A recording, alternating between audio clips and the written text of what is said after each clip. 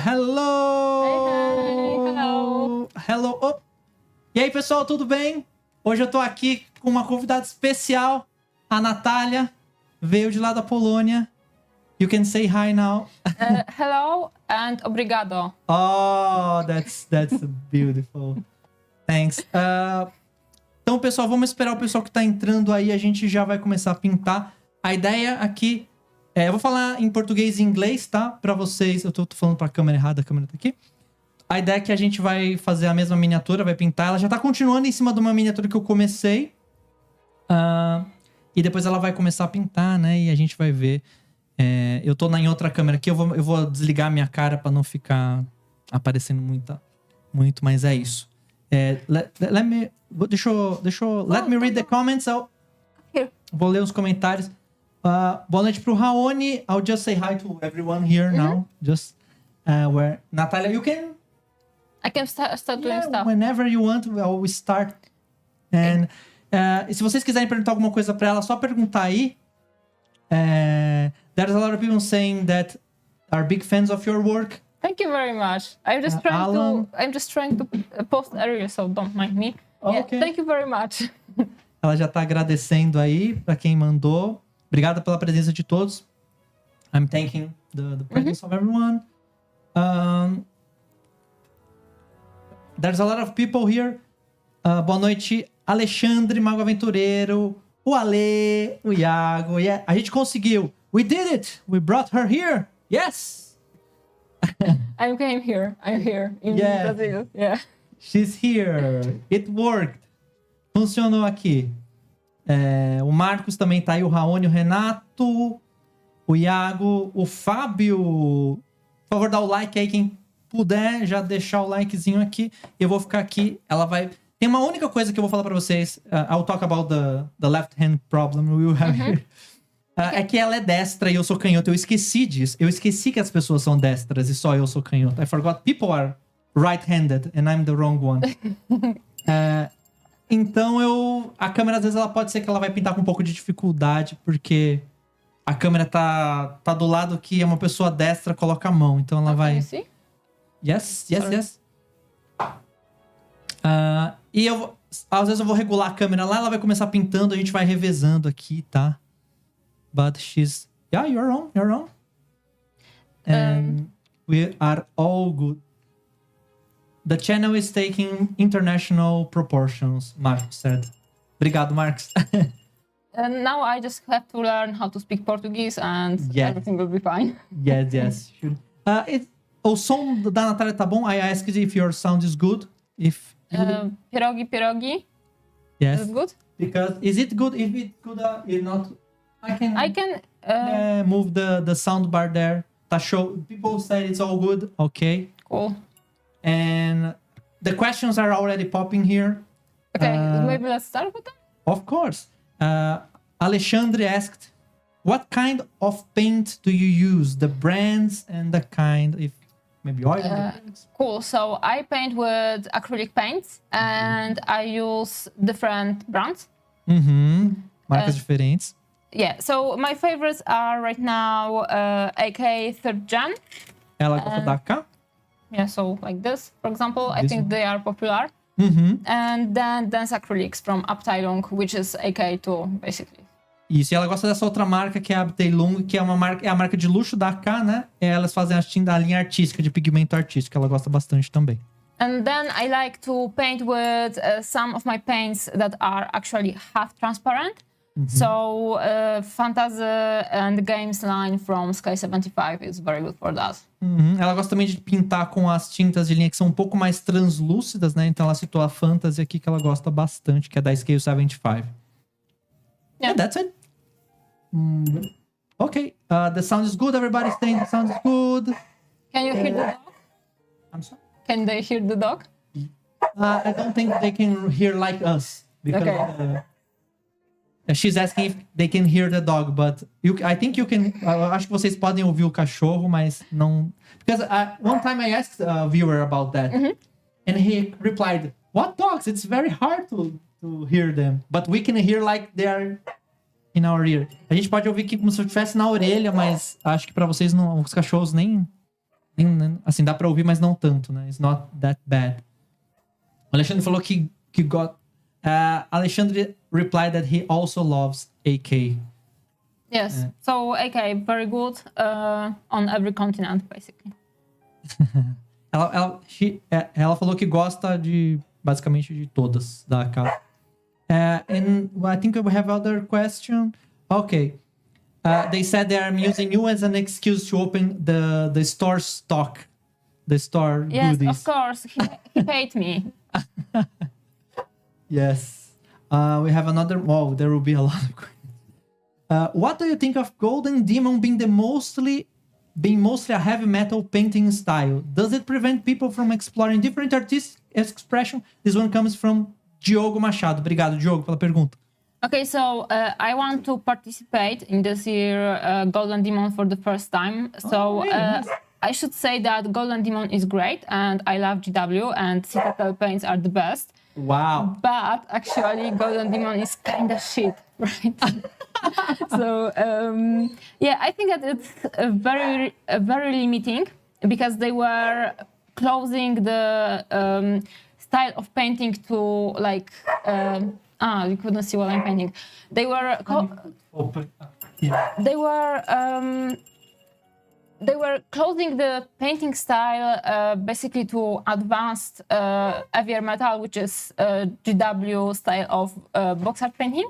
Mm-hmm. And first of all, it's very, it's not very realistic, their style, because they like to basically edge highlight each edge all around, doesn't matter when the source of light is placed, right? Mm-hmm. So you really needed to adjust your own style to their like preferences.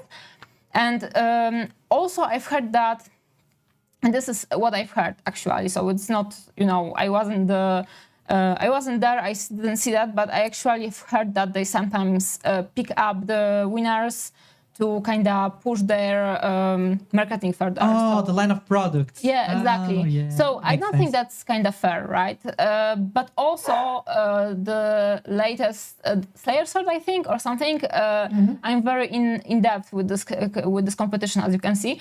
They awarded like this mirrored reflection vampire, right? And that was actually kind of optimistic to see.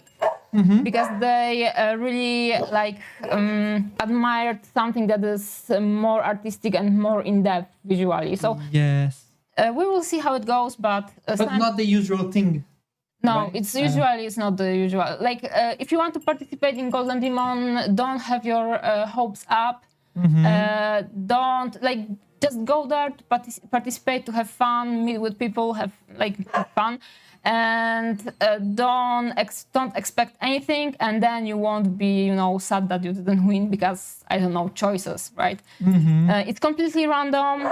Even if you are one of the best painters in the world, you may not win on this particular Golden Demon, but you could win on another Golden Demon somewhere else, basically. Yeah. I'll try to translate the general I forgot. Sorry. No worries. Ela tá falando que ela, em geral, ela não gosta do Golden Demon, né? Não é uma coisa que ela... Porque justamente ela é uma competição mais comercial mesmo. Acho que a opinião dela é bem alinhada com a minha. Eu acho que ela é very aligned with my opinion with Golden Demon. E meio que... Normalmente ganha quem eles acham que vai ser uma pintura que vai empurrar uma certa linha de produtos da Games Workshop. Mas o último foi um que ganhou uma coisa que é bem artística, que era um vampiro refletido. Então, foi uma esperança ali, mas geralmente eles vão mais para esse lado comercial e não tanto lado artístico. Por isso que eu também, particularmente, não gosto tanto. We have a lot of... I just translated, I think, the general idea. Mm-hmm. But you can go on, no worries about it. I'll translate later. I just wanted and most of the people, I think, they will understand in English. Cool. I just wanted to mention that our opinions aligned because he paid me, right? Yes. She's been paid to say the same things I do in the channel to make my opinion more valid. Yeah. Atila is so intelligent, guys. He's so good painter. No. I'm trying to learn. So there's more question accumulated here. Let's see the other. Okay, Kim, now Kim is minha cachorra asking for petting. Kim pedindo carinho. What's the kind of brushes do you like to use? What do you prefer, artificial or natural bristles? I'm painting with Fabio. I'm painting with Koliński brushes, and I like to use them because they have very fine tip. I like to use the most Rosemary and Co. You cannot actually see the name because I basically... Yeah, coincidentally, it's the same I sell in my store. It's just a coincidence, guys. Yeah, don't mind it, guys. Só coincidência isso aí, que ela não tá falando do pincel que eu vendo na loja. Also, you can buy Rosemary brushes at Atila's store, right? Yeah, go there, buy everything. Please do that. No, there's no stock at the moment. Okay, so don't buy them. I paint with Rosemary and Co brushes like the most, and I like them because first of all, they have very fine tip. They are high quality usually. Then they don't have the issues with quality control actually. So you don't risk having a bad brush. Yeah, and then the price is nice when compared to other Koliński brushes. So when I have to buy Raphael right now in this economy, I'm just my tear is going like that. And yeah. Ok. Ela falou basicamente que ela gosta mais dos Rosemary, né? Que é um pincel custo-benefício bom, né? É barato e é bom, né? O que importa é isso. Tem a ponta bem fininha. Ela falou também os Rafael que ela gosta de usar, só que ela acha que tá muito caro e não tá um bom custo-benefício. Is Rafael from Winsor & Newton? No. It's like brand of its own. It's a different brand, and I think that it's kinda is. I'm not sure actually over here, but my theory is that it's a smaller brand from UK. Okay. And maybe they have some distribution problems because of UK left UE. Stuff like that, but this is from perspective of someone being in the United Europe. No. Yeah.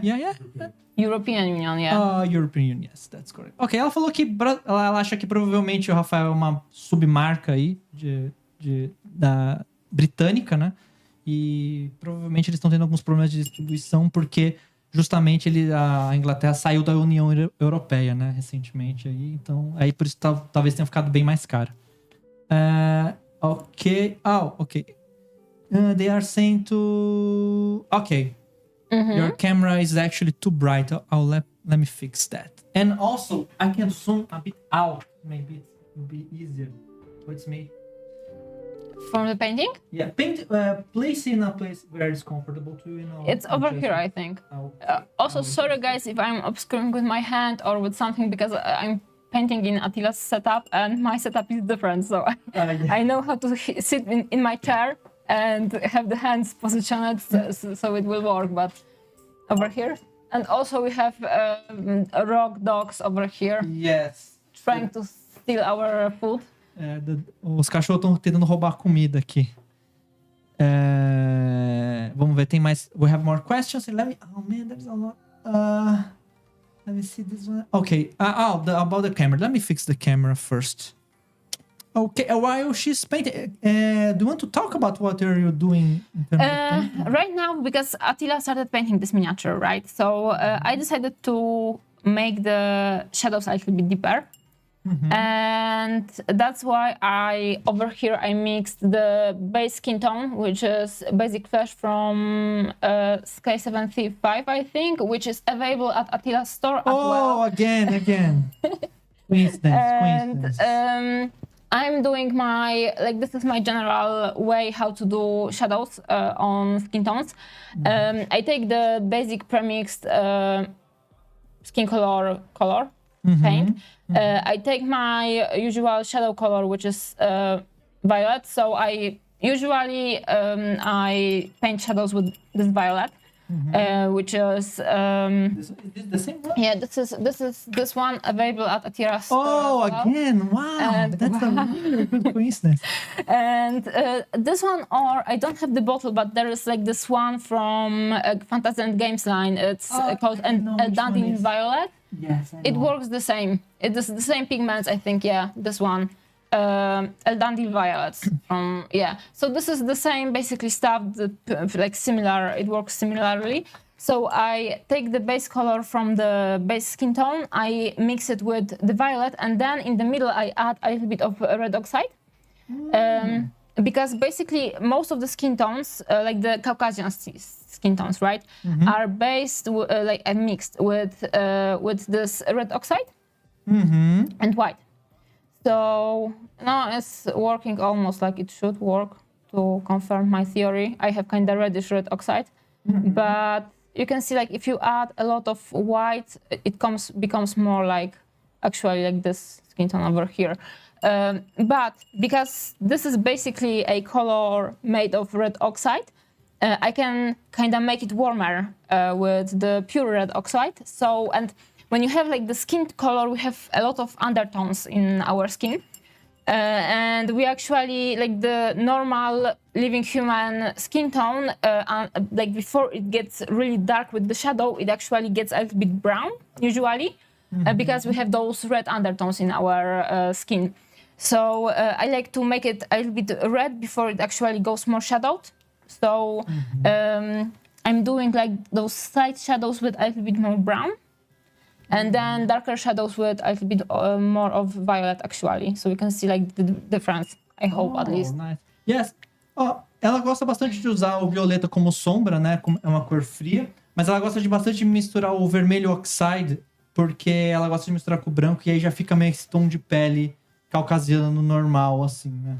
Então, e aí ela gosta bastante dessa sombra. Se vocês olharem até outros trabalhos dela, she uses a lot of the violet one, especially in the shadows. Yeah, even from other works. You can see like this is the new tube of violet, and most of my paints look like that, and this is mine actually. So there is like big. I will find it somehow in the camera. Okay, so this is mine, and this is like the new one unused, and most of my AK paints are like that. So I don't actually. Yeah, I don't actually use that much of them because you don't need to spend that much, use that much paint in your painting. Yes. But I'm using a lot of this one. Yes. Sounds good. Sorry for being uncoordinated, but sometimes it's hard to find myself over here. Not used to the setup. It's fine. Mas ela costuma usar pouca tinta, né? Como ela falou, como a gente costuma usar no geral, né? Mas ela usa bastante essas cores aí mesmo. Principalmente esse violeta. Deixa eu ver. We have a lot of questions that I think I missed. I'll need to find them here now. We need to focus and actually be productive. Yes, we're trying. We're trying. Well, Alexandre is asking again, can you tell about the hobby in your country? In my country, actually, miniature painting in my country, in Poland, became very popular during COVID. And a lot of people are painting bigger scales right now. Nice. By bigger scales, I mean like something like that, not Warhammer, right? Because in Poland, Warhammer is very, very popular, and actually miniature painting started with Warhammer in like 20 years ago. Oh, I see. Ok. Do you want me to translate? Yeah. Ela falou basicamente que ela gosta bastante... o pessoal lá gosta bastante de pintar escalas maiores, né? Tá ficando mais popular por causa do Covid, durante o Covid. Mas ainda assim tem muita gente que vê o do Warhammer lá, porque o Warhammer é muito popular. Não só lá, como na Europa no geral, né? A maioria da galera vem do Warhammer. Né? And we have in Poland, we had like basically COVID started and everyone was painting alone in their dungeons, in their cellars. And then after the COVID ended, everyone wanted start meeting, basically painting or like showing off their works. So the community really started working together. And we have right now very big festival like competition, which is called Contrast. And it's the name of the festival, right? Yeah. So everyone, it's actually happening during DOF, so the same week. This weekend there will be Contrast in Poland, and I'm here at DOF. Oh man, is the largest event? No, in Poland? Like in Poland, yeah, but not in Europe. Oh, yeah, okay. Yeah. And there are like smaller groups around Poland. Also, Poland is like the size of one of your states, so the proportions of the length we have to go. And people are meeting in their smaller groups. The new competitions are arising because we have Contrast, but then other people started doing other competitions in their cities, and there are like every monthly or weekly meetups for painting or different events, and the community is just thriving. Nice. Ela falou que tem bastante evento. Tem esse evento, it's called Contrast with K, Contrast com K.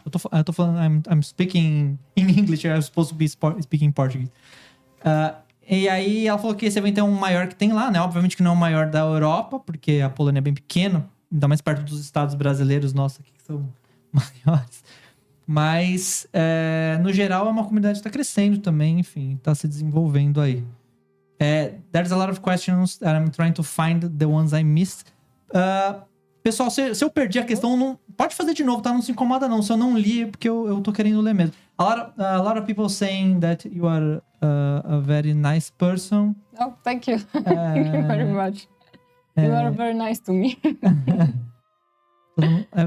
Some say hi, but we have questions here. Have you ever tried handcraft cheap acrylic paints for fun at the beginning? Because here in Brazil, it's very common for people to start with cheap paints like acrylics. I didn't start with like particular handcrafting paints, but in Poland we have this very, very shitty, I cannot say how much shitty brand of paint. It's called Pactra. You actually, when you are starting painting, and like when someone is starting painting and you want him to go away from painting, don't do that. Tell him to use Pactras. And I bought those paints and it was hard for me. Actually, I started painting when I was like 19, because I started painting board games then. And I was using Pactras, and my experience was so bad that I just decided that really? This is not worth my. It almost killed your hobby. Basically, initially did. And then after a year, I came back to painting or something like that. Maybe shorter, but I started painting with the old Valejos. Or Valleos, and then it became easier and better, but... Yeah. Ela falou basicamente que lá tem uma marca... Parece pior que acrylics. It looks like it's worse than acrylics, because acrylics is actually usable. It's not good, but it's usable. Uma marca que é pior, e aí ela falou que, no geral, quando você quer fazer com que as pessoas desistam do hobby, aí você dá essa tinta pra ela. Ela falou que uma vez, inclusive, ela quase desistiu, porque ela tentou pintar lá e foi uma desgraça. Mas ela conseguiu achar umas tinta Valerro lá pra comprar. E aí conseguiu... E é bem melhor, né? Quando você vai pra uma tinta do hobby, é muito melhor mesmo, né? So the acrylics, did you finish? Yes. Okay, so the acrylics, I tried a little bit of it during my last week workshops. And I think that it's not that bad, but the consistency is problematic because it's like gel-like. And it's not actually because the paint is bad per se, but because it's adjusted to the flat painting, right? Because I know like different brands, and usually this is the issue for the like normal acrylics. So it's not because it's like cheap, but because it's actually made for painting paintings. Yeah, like hard surface, like wood and stuff like that. Ela falou que ela não achou nem acrylics ruim, ela tentou no workshop da semana passada, né? E ela achou que não é tão ruim assim. Ela falou que o pior é meio que a consistência mesmo da tinta que não ajuda, porque, enfim, não foi feito pra isso, foi feito pra MDF, pra madeira, pra biscuit também. Enfim. Aí, but we have a lot more questions. Ricardo just said, Rafael, there is a store here in Brazil that sells, Rafael, where he saw last time here. We are a bit, I'm running out because there's a lot more of questions and I'm trying to keep this up. Do you know the wet palette from Creative Tools? Lucio is asking. Yeah, it's Polish brand actually, you know. It's from... That's why he asked. The city Łódź, so yeah, I know it. And yeah, it's pretty good, I would say. Nice. Neko Galaxies bring some wet palettes, isn't that? Oh yeah, there are actually Creative Tools. So really? So there is this company. I can tell you something. It's from inside. Dicas de dentro ali agora, pessoal. So Secrets. There is the Creative Tools, and they are selling this wet palette under their brand. So it's green, right? Acid green. And there is Neko Galaxy that sells the same wet palette but in pink. And there is it's pink with glittery covering. And then there is Mindwork Games, which are selling the same palette, but it's actually casted in black plastic and with Mindwork Studio logo. And basically, if you really want this one particular wet palette, it's just a matter of colors then. colors and prices. Oh. So I won't shit talk the companies because I shouldn't, right? But just check out the different companies, and if you really want this one with palette, and you don't care about the color, just pick out the cheapest one, yeah. Ok, ela falou que basicamente, eu perguntei porque essa marca ela conhece, obviamente, ela é da Polônia, só que eu perguntei que a Neko Galaxy também tinha, e aí ela falou que é meio que a mesma coisa, e aí só meio que é só a cor da paleta que muda e uma é mais cara que a outra, no final das contas. Rodrigo asked this one, just I forgot to say the name. Obrigado, Rodrigo. Deixa eu ver o próximo aqui. This one I asked. What's the perfect wet palette for you? Lucio asked this one. I did actually a whole stream about perfect wet palettes. I don't know, maybe you've seen it. Is it from Redgrass? No, it's not from Redgrass, because Redgrass, like, I have this dream of someday the perfect wet palette actually happening. It's not happened then. No, it doesn't happen yet. So my favorite wet palette is the foam from Redgrass, or I think right now Army Painter does something similar. So this kind of foam, then the wet palette from Neko Galaxy, because it's, first of all, it's pink, so I need to be stylish in my workshop. I think that it's pink, yeah. If I at least I have pink version, okay? So I have pink, this particular... I think they have pink and lime, I believe, both colors. I think for sure there is a glittery covering somewhere included. And so there is like this, oh my god, Creative Tools wet palette with Neko finish, because I like the size. It's like the perfect size for my desk. Because I need to, have the wet palette, have the keyboard and the cat on my desk, actually. So I cannot have too big of a wet palette. What about the size? Is this like this? This one is, the Neko one is slightly smaller, so it's like, okay, you cannot see. This is the Redgrass Studio XL yeah, one. so it would be like, I can show the size. If I remember correctly, it's something like this, maybe? So it's slightly smaller, right? It's not as big as this one. And I like the smaller version, so the creative tool base basically, because of the colors and the size. And then cut up foam from Redgrass. Yes. And I think someone said me that some medical stuff they use that was not supposed to be like... Yeah. Or my theory is that this is... because there is in the beauty space, right, in the makeup world, there is stuff like beauty blenders. So those are like those foams for using for makeup. And some of those foams, in my opinion, are the same as those foams from... And I think that actually beauty world brought this kind of foam into the beauty. And then someone saw, wow, it looks nice. The potential. In his wife's, basically, makeup kit. Yeah, exactly. This is my theory. And so this kind of foam, and then the baking paper. So this one, I think that this one you have is very good. This is baking paper. It's not even from Redgrass, yes? Just baking paper. And a special one, because there are some shitty ones as well here. You need like basically one side covered with wax, and the other side needs to be uncovered with the wax. So you have like those two, because if it's covered with wax from the two sides, it doesn't the water doesn't come up. Yeah, exactly. So this is my pre-cut. I would like to have like this baking paper, but pre-cut, because I don't have to cut then. Yes, I also hate to cut paper. I'm so lazy, man. Ela basicamente falou que ela acha que as melhores seria meio que uma fusão da Neko Galaxy com a esponja da Redgrass, que a Redgrass realmente essa esponja deles é muito boa.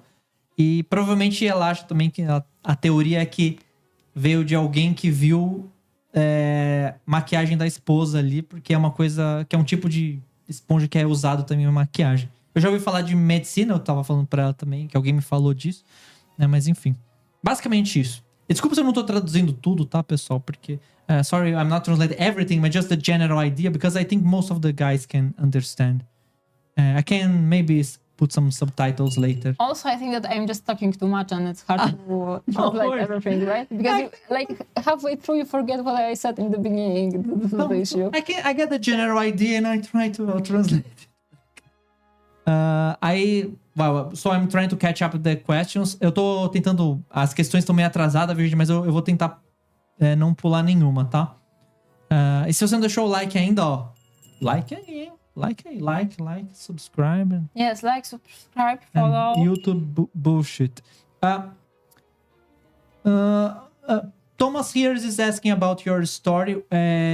How did you start with painting and why miniatures? And do you have any favorites? Oh, there's a big question. But this one is big or the next one is big? This one is big and the next one is also big. Okay, nice. Well, you can start with this one. I'll grab the next. I'll wait for you. So like my quest with the miniatures or like my experience started or adventure started with I don't know, when I was a child, I randomly saw somewhere the image of Space Marines, right? One squad of Space Marines, and from that day I had no idea what was it, like what company, where can I buy it in Poland, because in the 90s it wasn't that popular. And no one was speaking about Warhammer because also there wasn't internet then, right? So very, very old times. And I always had like this image that I would really want to paint miniatures someday, but I didn't know that like painting miniatures actually existed. And then at the beautiful age of 19 or 18, I went to university. And I started following like the fantasy club or something like that. And the people there were painting miniatures, and we started playing board games with miniatures. And I got a board game called Claustrophobia. And I just decided that I can paint the miniatures so they will be much nicer, because the miniatures from Claustrophobia were pre-painted actually. So I got those shitty Pactras, and I tried to make the miniatures nicer. And it worked. They were nicer. But I asked the guys on our fantasy forum about the feedback. So, I would maybe learn faster. What can I improve? Stuff like that. And they actually started shit-talking me because my first attempt was better than their like 2 or 3 years attempt. Wow. Right? Yeah. So and also I have artistic talent, so it's easy for me to pick up this painting stuff basically. So I was good because I knew how to use paint. I just used paint. For me it was easy, and it wasn't like great, it wasn't like perfect, it was just a nicely painted miniature. It's not like something like that right now. And they started hating on me, and then I went to a hobby shop to actually try to ask about the paints. And I asked the seller like, where can I buy different paints? I've heard about Vallejo brand, and he started like laughing at me with his friend who was standing near him, like she said Vallejo, she should have said like Vallejo because the pronunciation is bad. And I just decided that's the store. It was at the store. Oh man, that's horrible. And so I said basically like, okay, I hate those paints, I hate those people, so I won't do it basically, right? Almost got immediately kicked from the hobby. Yeah. And then I left it. I will try to shorten it for the translation. Okay. And I left the hobby. Then I picked it up after some time because my friends actually were positive about my painting, and they gave me some more models and paints. And then it became a little bit easier. And then I got actually a little bit frustrated because I was painting talisman miniatures, which are bad in general, right? The quality of the miniature is very, very bad. Oh, there's an army from Warhammer. No, talisman. Like there was this old game. The one you roll the dice. Yeah. Wow, I painted those crap as well. Yeah, they are awful. There are awful. Oh yeah. Yeah, so those miniatures, I was so mad with them. Like they just filled me with anger. I wanted to throw them on the wall. So I decided that okay, I don't need this negativity in my life, and I stopped painting. Right. Nice. And then and it was like I was 21 then. And then when I was 25, I started painting miniatures from X-Wing Miniatures game, and they were pre-painted. Oh, really? So I just decided that okay, I don't want to have those, boring ships flying on my board. And I started painting on them like some mermaids here, like hard I don't know there. this game actually. Is it a war game, right? It was like a skirmish game, but you were using models from Star Wars, basically. Oh, so we really?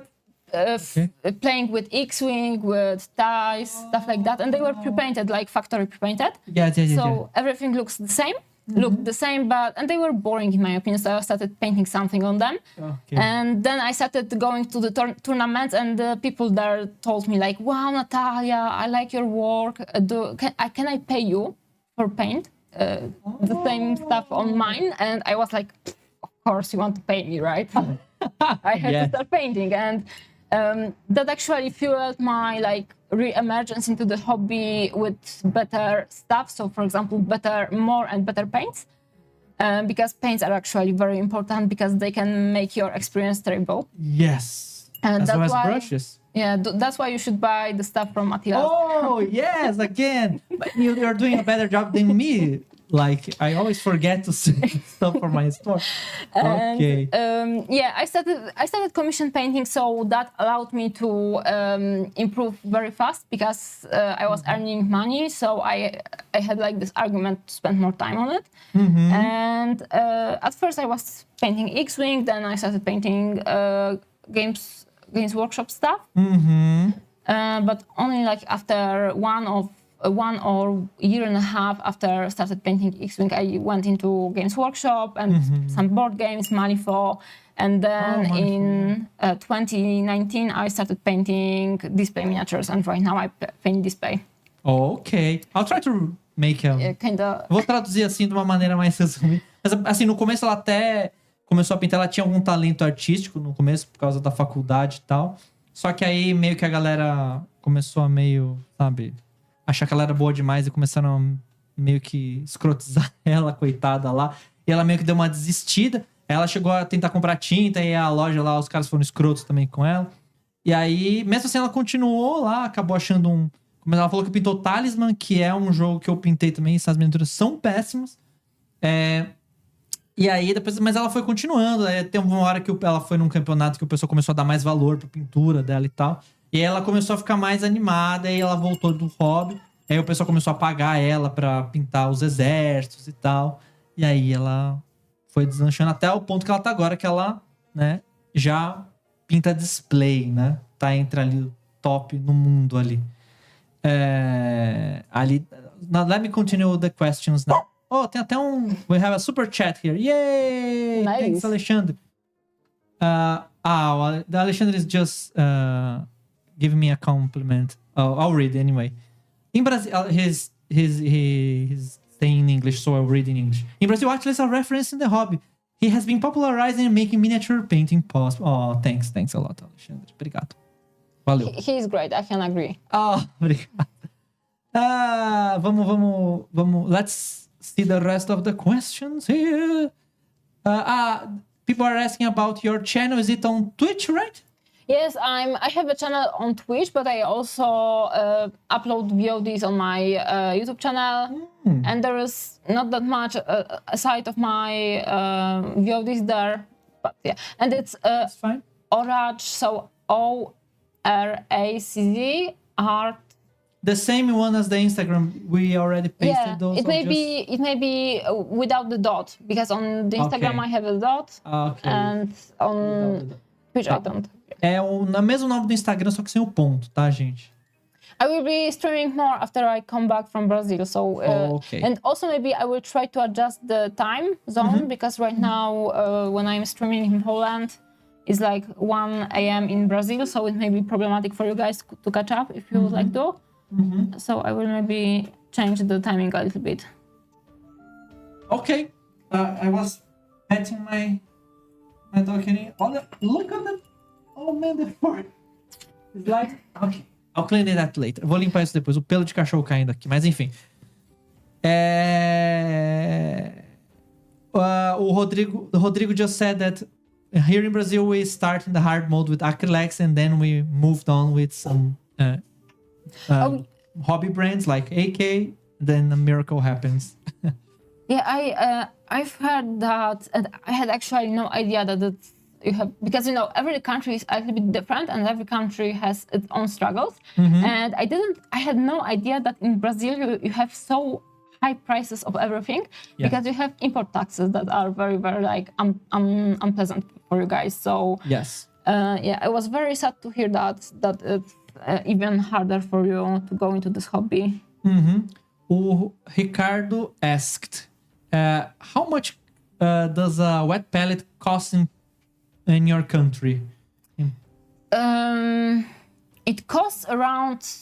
reais? The conversion is not... It's very similar. Like one Polish zloty is like 132, like 120. All 75.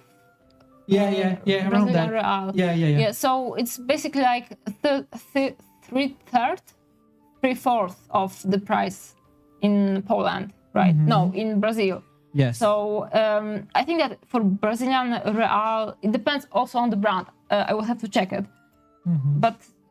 And it depends on the wet palette, actually. I have to check it. I can check it out. So give me a second. You don't need. Acho que I'm curious. There is, como a moeda deles é parecida com a nossa, então se você entrar em algum site que venda em polonês, eu acho que você tem que fazer vezes 1.32, mais ou menos. I'm converting the other way around, actually. From reais to... Não é muito diferente, tá? Vamos ver aqui. From It's Me, there is a question here. Green stuff.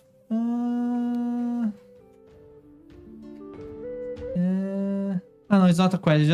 It's just saying that green stuff use a lot of stuff from makeup to the hobby. Yes, they do. Yeah. Because the things to mix like paints, it's the same one for nail polish, and the lamps as well. Okay. The next question. Okay, they said my friend, which is my partner in business, is looking at the stock if I'm not stealing anything. because I tend to steal some from the store. Of course he's looking, and of course Atila is not stealing nothing. Okay, so over here you can see like this kind of the prices. The Red Grass Everlasting Studio X Lite. It costs 174 Polish zlotys, and I think that it would be like 210 Brazilian real, something like this. Yeah. 250, around that. Yeah. So this is like affordable shop, because some shops have better prices and some doesn't. So from that one I would actually buy. Então em reais é mais ou menos isso, que são 250, 230 ali, mais ou menos, convertido direto, né? They are commenting that you to point your bristles, you use your fingers, and I use my mouth normally. That's a difference. But sometimes I lick it. Right? So she uses her mouth as well. I was sometimes. I wasn't. I think that when I speak, so also when I'm streaming, I usually use my hand, because I remember about it. And then when I'm sitting, because usually when I'm at my desk, I'm sitting like this, so you cannot see, but I have my knees up. And I'm sitting like that, like little goblin, and then I'm licking. Okay. Also, I wasn't a licker before, and I was... You turned. Yeah, I turned. And I was like talking people like, oh, guys, I never lick the brush. And then I started licking. I'm like everyone. Yes. Ela falou que no começo ela usa a mão bastante, principalmente quando ela tá em streaming, mas quando ela tá pintando pra ela mesma, na cadeira dela lá, ela costuma pôr até o joelho pra cima. E daí, assim, ela usa bastante a boca pra afiar a ponta do pincel, assim como eu faço. E ela acabou se tornando... Ela falou que no começo ela não usava muito a boca, mas agora ela acabou se tornando, vindo pro lado negro ali. E a minha cachorra pedindo carinho. Kimi, dá um tempo, vai. Give me a break. Kimi is checking out if your translation is correct. Yes. Man, Kimi, vai pra lá. Next one. Let me see the one. Okay. O Mago Aventureiro is asking, what do you think about the quality of the miniatures printed today? So I think... And the question continues. Do you think if the resin casting ones will be switched completely by the 3D printed ones in the future? I think that it won't be completely switched because, like, basically there are different customers, right? Like, I'm talking about it from the point of view of someone who is producing miniatures right now. So, and I was also thinking about STLs because of that, right? So right now I think that there is like different customers with different needs and different preferences. And some people don't want to hustle with 3D printing. So they will either buy resin casted kits or they will buy already printed miniatures. Some people prefer to buy their own STLs and print them, or because they either, for example, like over here in Brazil, you need to print basically. Or maybe, you know, someone has like a printer with someone else and just printing is more viable for them. And it really, I think that at some point, in my opinion, maybe STLs will replace resin casting or plastic miniatures like Warhammer. But I think that it won't be very, very soon because the 3D printers would have to be very, very easy to use. Like as easy as the paper printers right now. And right now, 3D printing is like a new separate hobby. Which is kind of pricey as well. So it depends, basically. And also, if someone has very easy source of resin cast right now, it's just easier to buy from... Oh, Kimi is trying to eat. Yeah, the cake, which was very, very good. You have very good food over here, I would like to say, yeah. And so, yeah, basically, I don't, like, you know, usually there's place for everything everywhere. Because people are different, and in my opinion, maybe it will replace, but not very, very soon. Ela falou que basicamente vai ter sempre lugar meio que pra tudo, porque, né, tem coisas que é mais barato na impressão 3D. A resina é um pouco mais cara, mas por enquanto ainda é um pouco melhor, né? Acho que a gente tem uma opinião bem alinhada nisso também. Mas, conforme a tecnologia for avançando e for ficando fácil, né? Por exemplo, lá deu o exemplo da impressora de papel. A impressora de papel hoje é bem fácil, você só coloca ali. Resina e impressão 3D ainda é um hobby extra. Você vai ter que ter, né? Então, um dia que chegar num ponto que tiver com uma qualidade muito boa e for muito fácil, tá aí, pode ser que o pessoal migre. But they are, I think I saw a company that switched to a more industrial 3D printing, which one? Right now it's Big Child, I think. Big Child, yes. Yeah, but they're moving that direction. But it's a very specific industrial approach that you can't have at home. They are trying it out. I think they are pioneering the topic. And when it will be like, when 3D printers will be as viable and, you know, basically when you will be able to produce a lot of prints at once, then resin casting won't be as viable.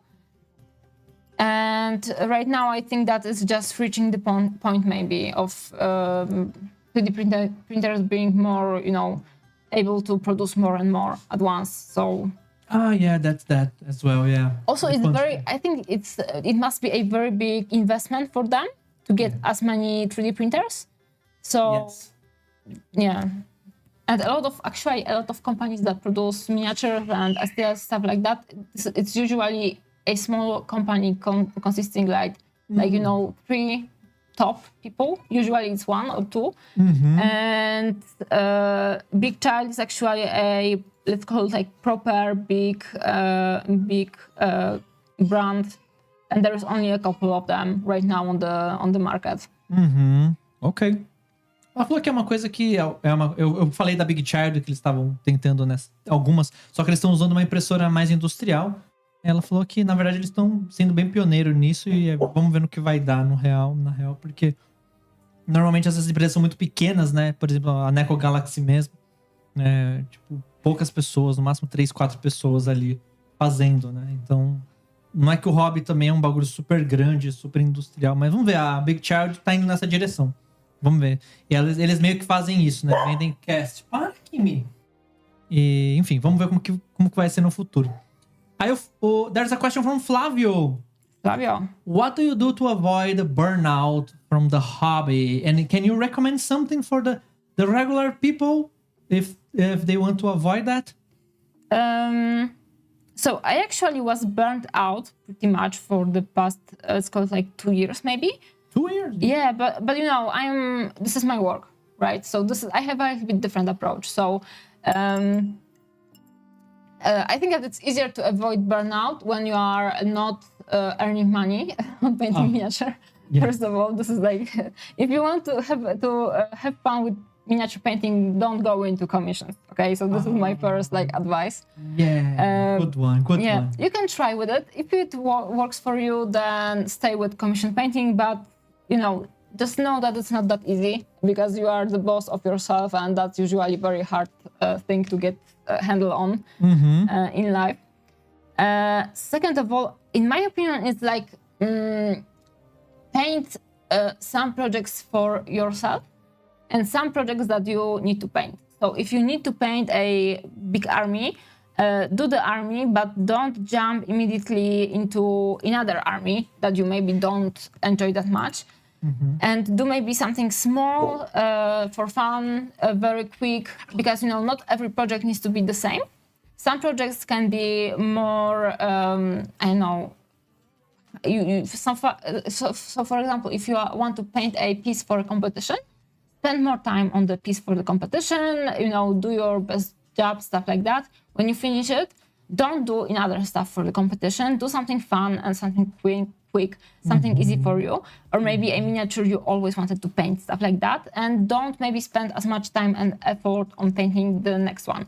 So, just change, diversify, and basically keep having fun. And this way you will maybe avoid your burnout. Ela falou basicamente para você não ficar pintando coisas que exijam muita sequência de mesmas miniaturas, por exemplo, um exército. Se você acabar um exército, já não pega outro. Não faça pintura comissionada logo de cara também, né? Porque, enfim, você vai acabar... Grande chance de você ter um burnout, né? E se você fez uma coisa muito difícil, tipo uma competição e tal, na próxima tenta fazer algo mais leve, mais fácil, para você tentar evitar. Então, não pegar coisas que são com nível de dificuldade muito alto em sequência, assim, né? Ou que exijam um trabalho muito chato em sequência, né? Eu acho que o geral que ela quis dizer é isso, tá? O Renato asked about your formation. Did you say which is your formation in the end? Because you said about the university. What was the course? What? Sorry? The formation regarding what kind of university you... What did I study? Yeah, what did you study? Yes, sorry. I studied a lot of stuff, guys, and I didn't finish any of it. Oh, really? My first study, also hey Renato, I started my studies because basically my parents really, really, really wanted me to go there, and it was very easy to get to the university in Poland at that point. It's not that hard right now either, but I had good grades, so it was easy for me to get into the universities. And I wanted to do something with art, but I knew that I wanted to take a year off, basically, after my high school. And I wanted to work on my portfolio and then apply either for art history or maybe, something connected to painting, stuff like that. But my parents didn't agree because they really wanted me to have this, continuation. But they kind of didn't know how the applying to the university works. So I tried to dodge it as much as I could. Wow. Yeah, but they reminded me about that, Natalia, you were supposed to go to the university, right? And you are kind of not going anywhere. So I felt forced into applying to one of the last universities that actually had their recruitations open. So my choice of my direction was completely random, right? Just to complete the thing. Yeah, and I went after my friend to a university in Gdańsk, and it was Gdynia, sorry, but this is almost the same city. And it's in Polish. It's called towaroznawstwo. And it's kind of I have no idea how to explain it. And this is this direction where you are judging maybe the quality of different stuff. So, for example, you could, judge the quality of the foods later. Oh, it's like auditoria. I'm translating to Portuguese. It's like an audit. like auditing this. Yeah. So it's something like that, but also it's very specific thing to study because you have to. But it's for everything, like it's not for art specifically. No. There's like totally no art related, nothing with art. And there was like chemistry, physics, math. There was like a history of Poland, I think. Wow. I had to study like ornithology over there, and like it was so completely random. And I also didn't do well with chemistry, it turned out. So after 2 years, I left it. And then my parents, also I switched a university meantime. So I was studying the same stuff, but in a different city. And because I got very depressed that I have to be there. And, I can imagine. And later I started studying journalism in other direction. Wow. Yeah, but it was basically, this was this kind of study where we had this university in my smaller, like regional country, city, and the university wasn't that good actually, because I'm not sure how it works in Brazil, but you don't like. We have kind of things similar, I think. Yeah, so it wasn't like this one of those prestigious, like, that does anything for you in the future, actually. And the professors over there were just telling us, like, guys, if you want to be a journalist in real life, go study literally anything else more useful, and then you will have knowledge about, like, this one particular topic, and then become journalism about this topic, actually, right? Yes. So, that's actually good advice. It is, right? But nobody tells you that before going into journalism. Yes. And before paying. Right? Okay. So and then, like, this was so much bullshit direction on this university that I just decided after a year that I prefer to work than to do that, and I left. Yeah. So, but for me, university was completely random. And guys, it's okay if you don't find yourself well in the study, topic. Not everyone needs to have university done. Just be aware of your, like, alternative ways in life and where you can work actually. Oh, yes. Bom, ela falou basicamente que ela acabou fazendo um pouco de um curso que era meio que uma auditoria, né? Que meio que via se as coisas estavam boas ou não. Acho que é isso que seria o mais próximo que a gente tem aqui do Brasil. Fez jornalismo, mas acabou meio que não terminou nenhuma. Né? E ela acabou até recebendo um conselho de um professor na faculdade de jornalismo que era: estude o assunto que você quer falar e não precisa estudar jornalismo. Fica bom naquilo que é melhor, depois você vira um jornalista, entendeu?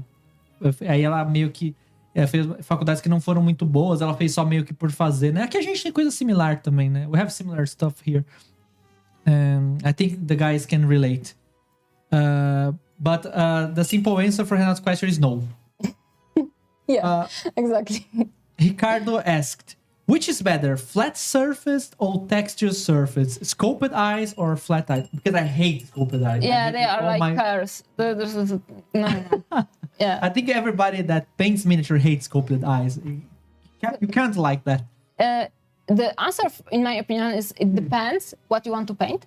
So if you just want to color the miniature, for example, and you are not that much set on painting textures, then textured sculpts are better for you. And actually, a lot of 3D STLs have extra texture, right? Yes, especially in hair. Maybe people lost their hands sometimes. I think, okay, I will maybe add this like in a second, but if you prefer to actually paint and have more fun with painting, then pick up like those more flat surfaces. And I, for example, know how I like to paint. So even if I like a miniature, I sometimes won't paint it because I know that it's useless for me as a painter. So sometimes I just have a miniature and I just display it, right? It's unpainted because I know that I won't enjoy it. But I like the sculpt, so I have it. Yeah. Okay. And also, in my opinion, but this is my personal opinion, right? A lot of sculptors actually that are creating the product for, okay, I did a mistake over here. That create the product for miniature painting, they are not painting the miniatures. Yeah, so they are sculpting, but they have no idea how the painting works actually. Yes. And in my opinion, that's where the textures happen, too much texture, and then also the bad scaling. So sometimes, when you have the ZBrush, right? This is a physical product, right? You have it in your hand and it needs to work. But when you are working in ZBrush, you can basically zoom in indefinitely, right? So you don't care that much about the scale and how the miniature will actually look when it's printed in like 75 millimeter like height, for example. And then you end up with those tiny little details that are either unprintable or they printed but they look like I don't know what because they just have too much texture, which is it's a mess of texture sometimes. Yes. So I would like for the painters to actually, for the sculptors to actually sometimes at least paint some of their miniatures to see how it goes. Right? Because this is product for painting, right? So they should know. Yes. But regarding the eyes, there's no discussion. It's always bad to have. In my opinion, it's always bad because you want to have like this your own way of interpreting the view and the face, stuff like that. In particular for busts, right? Yes. And when they are sculpted, you just have no option. Oh, yes. Bom, basicamente ela falou que, né, a parte das texturas aí varia de acordo com o tipo de pintura que você vai fazer. We have actually a name for those kind of painting. We call action figure painting. I'm translating here, guys. Sorry. And the display painting, which is exactly what you're doing here. Because it's a bit different than tabletop painting. We have like 3 categories. Yeah. Most for the collectibles and the bigger stuff we call this collectible style. It's like when you buy from store, the painting like you buy from store, that kind of quality. So Iron Studios, right? Yeah. I know. Which are from here in Brazil. Yes, actually, I was there. I went there. Oh, really? Nice. It was pretty nice, yeah. Oh, they're actually near Cozinha da Pintura, you know? They are near there? Seriously? They're near their office, their real office. Okay. I went to the store. The store. Okay, Yeah. Okay. A gente tava falando da Iron aqui, que ela mencionou, da tipo de qualidade da Iron aqui, que é perto. E eu falei que é aqui perto da Zona Norte, né? Onde foi o workshop que ela fez, que é o do Cozinha da Pintura, do Márcio. But okay, the answer... This is the answer, Ricardo. We are doing great with the questions, I'm sure. Oh, yeah. Oh, man, there's a lot accumulated. I need to skip some, I believe. Okay, I think we kind of answered that. Hold on. Okay, they're asking so we can keep the live until 1 a.m. We could if you don't have to go to sleep. I have to go to the work. 1 a.m. That's sad. Yeah, that's right. Oh man, I hate to go there. Okay. I can complain in public. We are so happy. I'm very happy. So fulfilled. I love to go there to the office. Wow, I love them. Fabio is asking, do you prefer more diluted paint or more like heavy body or something in the middle? What's your preference in terms of consistency? I like when they are. I like painting with pre-painted premixed paint, right? So I like those paints that usually are these ones, right? So this kind of paint, and they are kind of like that when they come out from the. You can see that. Yeah. So they are kind of. They are not very watery, but they are runny in a way, so they are creamy. So this is my favorite consistency, and I like to work with it. But I don't actually add more water during the painting. I just when I paint, I'm dipping my brush in my water pot. I kind of get rid of extra water from the brush, caring to not have any water over here on the silver part. Then with this amount of water I have already in my brush, I go into the paints and I kind of add a little bit of paint on my brush. And this is how I like my paints the most. So they are not very watery, but actually like when you try to paint, and also before painting, I kind of paint out them a little bit so you can see that I have some paint on my hand because I'm painting out the extra paint from the brush to keep more control. And then when I will paint over something, you can see like this one is more covering because it has white pigment inside. And it builds coverage. But you can see that they are not perfectly covering. There's a very slight black visible from underneath though. So I like to paint with kind of thick creamy paints that are not watered down, basically, yeah. This is the answer. Ok. Ela gosta mais de uma tinta que tá um pouco mais cremosa, não tanto no lado das super diluídas, né? Porque aí ela consegue controlar melhor a diluição. Aí ela também, às vezes, ela mostrou... O exemplo que ela deu lá era de uma tinta que era da AK, né? Que tem bastante cobertura ali, então fica numa consistência que ela gosta bastante. Marcus asked here, which miniature do you like the most to paint? And did you... I'm trying to understand the question in Portuguese first. Pintaria de diversas formas diferentes. E qual você não... Tá. Okay, I think I got the question. So, what's the miniature you like the most? Which you would like to paint the same miniature in several different ways? And which one is that you hated, that you wouldn't paint even if painted a lot? This is a complicated question because I'm usually get paid to paint miniatures, and I couldn't be honest. Ok. A gente não dá. Secret, no, this can't. Não dá, pessoal. No, I can okay. I can talk a bit about it, but at least your favorite. I think the favorite is okay. Yeah, I know what I wouldn't paint. I wouldn't paint some of the GW models because they have too much detail and they are just overloaded with detail. So yes, I wouldn't paint those. Yeah. And my favorite miniatures to paint... Let me translate this part. So, as que ela não gosta geralmente são as da GW, da Games Workshop, que tem muito detalhe. E eu também sou bem parecido nesse ponto, porque... ela vai mostrar umas dela, olha lá. Sorry. I will maybe give you an example. Sorry for... He will give some example. You can say, show and stop. What is that? Don't forget to show those. Those, I will. Yeah, okay. Okay, so... the works. You can see live now. If you want to put that aside. Yeah, sure, no worries. I have to pick them up first. So... Ok, ela vai mostrar umas aí pra gente, então, do trampo dela, pra vocês verem. Tá ao vivo aqui, ao vivaço. Can I go on? Yeah.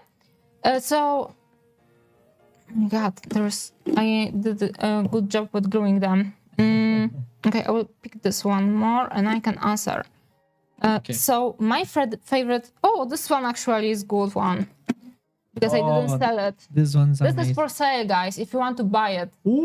Yeah. Essa tá à venda, viu? Se vocês quiserem comprar. Only, I don't know, 900 euros, let's call it that. 900 euros. If you will call my number in the next 10 minutes, I will sell it for 800.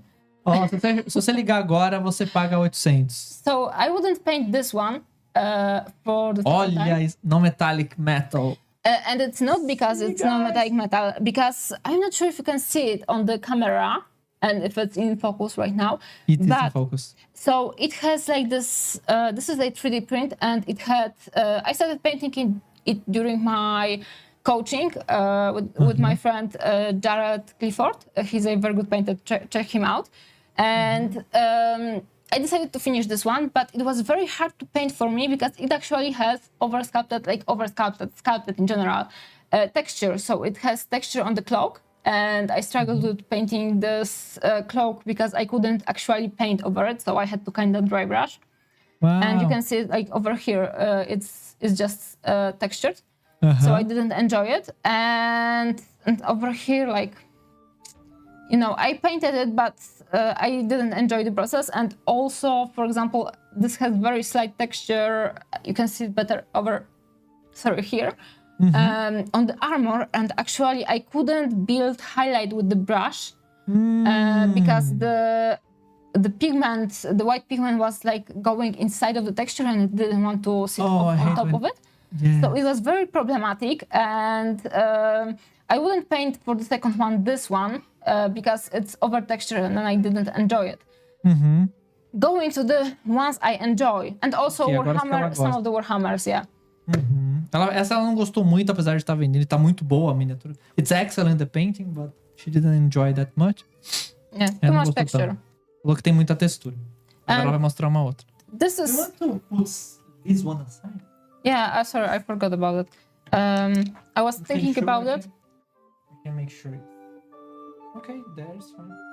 And this is a example of a sculpt that I'm painting for the second time. Actually, this is for a commission. And I like this one, and I'm having fun with this, even though the hair is over sculpted, right? But I like the rest of the miniature, so it's acceptable for me. But actually, I had similar issues with the textures over here, so I had to use a little bit of airbrush to build the highlights because the white was drowning into the texture. And so basically, when I struggle with this kind of issues with the texture and the white going into it, I use airbrush in my painting. In general, I try to stick to the brush because I just enjoy painting with the brush, right? There is no right or wrong way to paint. Use a stick if you want. I prefer brush. And this one is a cool example for the miniature I enjoy because I have a lot of space and not that much detail limiting my interpretation of the miniature. And I have a lot of fun painting her dress or whatever she's wearing. And I already painted her once, and I think that I actually did post the pictures on my Instagram, so you can try to dig it up if you are curious about that. Instagram? Yeah, and I painted this one. This is actually my first painted bust. Esse é o primeiro busto que ela pintou na vida. You can see that there is basically only blue and a little bit of white and kind of turquoise or turquoise or whatever. Turquoise, yeah. Yeah, and right now I would use more colors and try to maximize the contrast. Not only white and dark, but also colors, warmth, temperature, stuff like that. And this one I actually want to repaint because I have another copy. Oh, really? So, and I like Lucas Pina because this is from Lucas Pina's Spira Mirabilis. I really like his works because he's a sculptor that paints his miniatures, so he knows what he's doing. And also his sculpts are very magical, very they don't have too much detail, but they have a lot of character. And they are, not all of them, but they are very open to interpretation usually.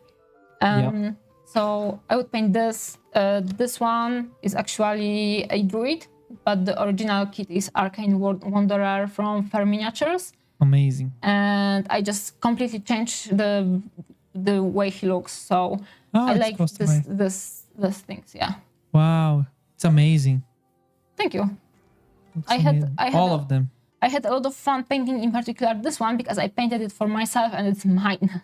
Oh, nice, with me forever. Nice. Oh, it's good to do that sometimes, yeah. Yeah, it was. This is the way to fight with being burnt out. So paint for yourself, do stuff you really enjoy and you actually want to do. Yeah. Yeah. Nice. Ela gostou bastante. Essa também, ela falou que pintar coisas pra você também é um jeito de você combater o burnout. And there's the other one? And those are like my miniatures I designed. I didn't paint this one because we commissioned, me and my boyfriend Pavel, he's sitting over there. And he's trying to be invisible. Yeah. And we decided to, because I'm doing also workshops, right? And I struggled with the miniatures for workshops because they're not like good for teaching people, no? Yeah, why? Most of the miniatures, they have either like bad composition or like bad composition for me personally, right? Because this is my opinion, right? So there is, this is very subjective view. Yeah. And I struggled with the miniatures. They usually are for me too detailed, right? Or have very closed, limited interpretation. Oh, actually, we are way behind. Sorry, guys. No worries. You okay? Okay, so I have my versions, very professional carrying like the just ball of foil. So this is my version from the latest workshops, actually. Essa foi a que ela fez no workshop que rolou no fim de semana passado. No fim de semana passado, ela pintou isso aí no workshop. E tem a foto, there's the pictures from the students on your Instagram. Is that right? Yes. I think that someone posted it and I reposted the post, so it's there. Yeah. Tá lá. Mas essa é a dela. A do lado foi uma comissão que ela pediu pra uma pessoa. How is the name? The guy who painted the other one is... Maciej Kotliński. So it's it's not someone Conor that I know. Schonery on Oh, Instagram. yeah. Conor Schonery. Connor Schonery. Yeah. Almost like Sean Connery, Sean yes, but Connery. the other way. Yes. Conor okay. Schonery. Yeah. And this is a box art painted by him. Mhm. And you can see that he was able to glue the head like in the other direction, so his owl is different than mine owl, which is looking kind of straight. Yes, that's right. Yeah, and you Cabeça tá can- diferente. Yeah, and you can see that mine owl is kind of mean because I painted her eyes like this, right? Okay. And his owl has like more open eyes. So this is the kind of miniatures I like the most. So the ones that I can play with and I can change with my painting. Uh-huh. And now I can show you the kits actually. So this is Okay, something let's I'm producing. And Wow. Ela I- tá produzindo uns kits. Is it miniature? Are those 3D printed or resin? no, cast? those are resin casts, but we Okay, will essas são de sell STLs actually. Mas vai ter o STL também. And this is Ela vai mostrar. Essa é a linha dela de miniaturas, tá? Ela que vai começar a vender e comercializar essas miniaturas. Ela que mandou fazer o design e tal. Então é meio que uma coisa que ela tá fazendo, tá? So this is the miniature, how it works. Also, sorry for my ugly nail, it broke. Oh, And buddy. this is, the base of the armor. And I wanted Amazing. this to be a good miniature either for practice Mm-hmm. or for workshops or for just quick painting, or if you would like to play more with your non-metallic metal and do something more, in depth. There is not that much detail to actually paint, so you can focus on this one topic and spend more time, for example, on the texture of the cloth or more time on the armor, and you don't have anything else to paint that much. So it's easier to finish this project. And you have two heads.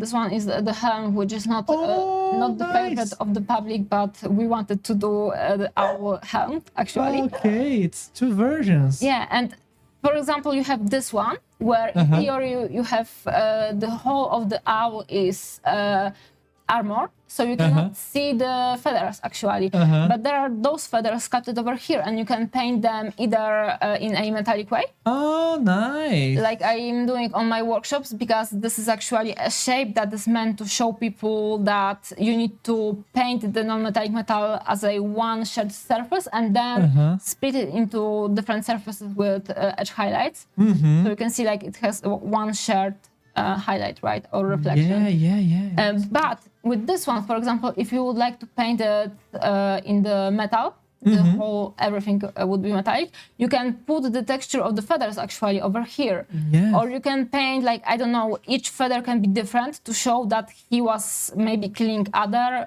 owl knights and he's carrying A it up. collection of feathers. Yeah, exactly. So I like to those miniatures where I can look at them and think about my own interpretation for them. Sorry.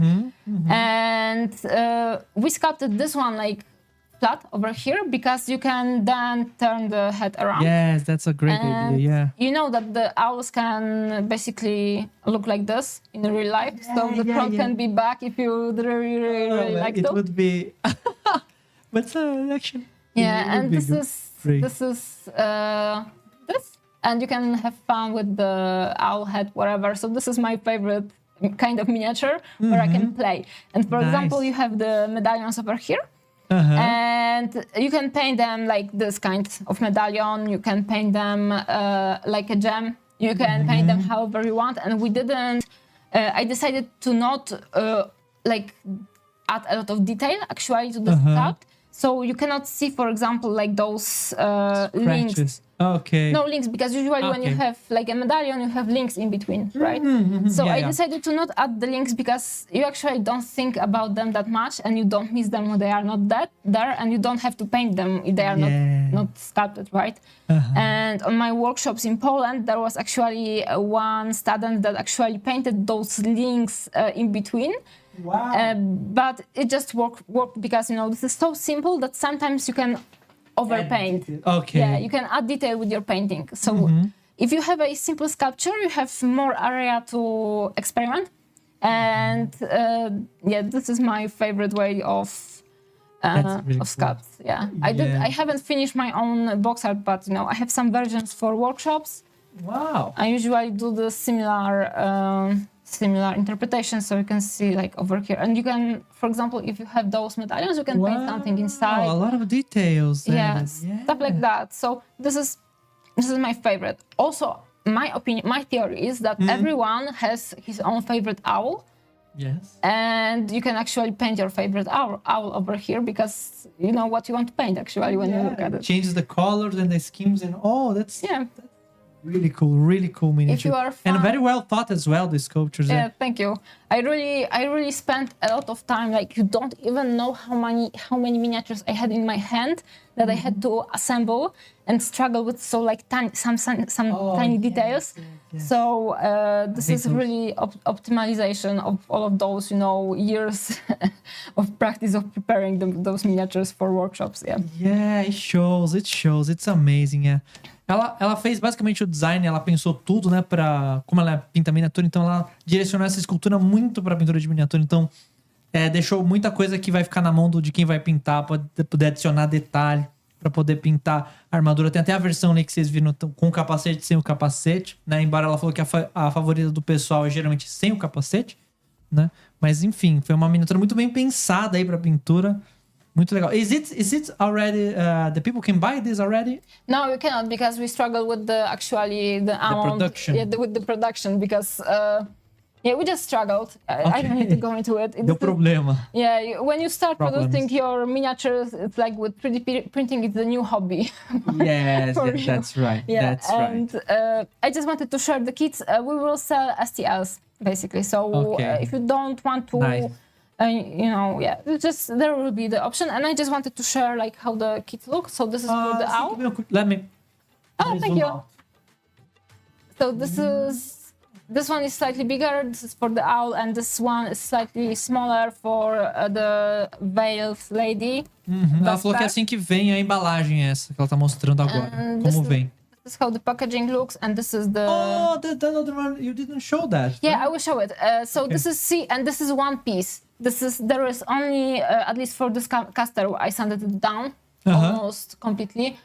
So I try to minimize the amount of preparation for the miniature. Sometimes you have to get rid of some of the mold line, but I try to get as good quality of casting for the people, so the preparation will be very quick, very minimal for a shorter project actually. And this is one piece, so you don't have to glue anything. Over here, you don't even need to use glue. Okay, this one is glued, but I think that this one is not. I just put it on glue tag, right? And you can turn it around however you want. And so and this is, I can show you the painted version. Oh, let's zoom. Oh, sorry. Oh, you can zoom. Yes. Yeah, I can do that. So this is my box art. Okay, I actually ruined it in the bag because this is the shitty overpaint because I bumped it on different miniature. Okay, no. Yeah, so this one is for practicing transparency. Yes, that's very good. That's actually, it's very hard to find because normally it's just a girl with a dress and you just need to imagine it's transparent. Yeah. But this is very, very nice, very cool. Para transparent, people ask me a lot about transparency. I never did a tutorial or anything like that. Oh, this is a good. Try it out. Like it's not that hard actually because. People think it is. It's not that hard. Yeah, it's very easy. So that's why I actually created this bust. I will be also like we will start our store in June, hopefully finally. And I will release a tutorial for painting transparencies. But if you want to paint the transparency, basically paint your base skin tone, paint the base color of the clothes, and then mix the skin tone like half to half with the cloth color and just overpaint the areas where the skin should be touching. So the transparency is just complicated in this way. So usually you try to highlight like the top ridge of the material. So when you, for example, you have like so this over here, you get the highlight. And with painting transparencies, you try to kind of highlight and paint the skin tone in the crevices because the crevices are actually touching the skin, right? Yes. So this is like the only complicated thing. in transparency, and they are usually very, very easy to paint. Or maybe kinda easy, you know, maybe not very easy, but you can do it. Yes. I believe in you. Yeah. Ela falou basicamente que essa é uma boa para treinar transparência, né? Dá pra ver aí. Que não é tão difícil assim, né? É uma questão de você fazer uma base coat ali do tom de pele, depois você pega a cor que vai ser o tecido, no caso dela que é um roxo, né? Um azulado roxo. E você vai pintando a parte do tecido que tiver as dobras de roxo, e aí você faz um meio termo ali da mistura da base com o tecido para fazer as partes que estão ali no meio do caminho, né? E aí você tem uma noção, né? Assim, é uma teoria, assim, em teoria não é tão, assim, absurdamente difícil. Ok? So, any other miniature you want to show? Oh, I don't remember which I did show or which I didn't. I have this one. Yes, this your show, this one? It's amazing. Yeah, people called him Eric the Druid on my stream because he looks like Eric Simpson. Oh, yeah. Red beard. Yeah, he's a very nice guy, actually. Yeah, he is. I took one class from him. What did you say? I took one class from him. Oh, were you happy with it? Yeah. There was only one good answer for that. Yeah. No, it's amazing. Yeah, the guy's amazing. Yeah. Yeah, he's very, very nice and very talented also. So, and also I painted him as a druid, apparently. So, yeah. Ela falou que parece um pintor chamado Eric Swinson. Ele é americano. E aí o pessoal da comunidade falou que parecia com ele. E parece mesmo. O cara é assim mesmo. Yeah, and I have this owl, and I can show you one more. And this is, you know... The secret one here. This is not very complicated miniature, but this is a miniature from one... Very small, guys. This is very small. Essa é muito pequena. I painted it on my cell workshop in Poland. Ela workshop de USL. Yeah, and it was interesting, it is interesting for me because I actually told people that you need to you don't need to paint any kind of detail on this miniature, just paint the gradient. So paint like the lighter, her finger got broke. Oh, no. So paint the... If you want. Yeah, we could use some glue in a second. Here. Oh, thank you. Quebrou o dedo. Paint just the gradient from the bright yellow into the oranges, and then with some shadows under, where it's really casted, and then into blue. And then when you are done with the gradient, add black lining, which is just basically black lined or dark lines in between the details of the miniature. And then add edge highlight where the edges actually can see the source of light, so from this side. And this looks kind of complicated, but also it's very easy kind of painting. It's amazing, yeah.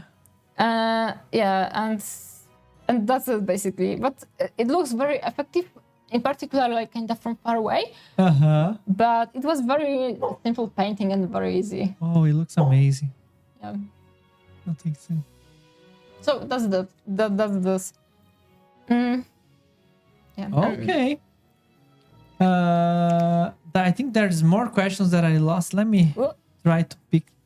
You don't need to do that. You don't want to? No, I will forget later.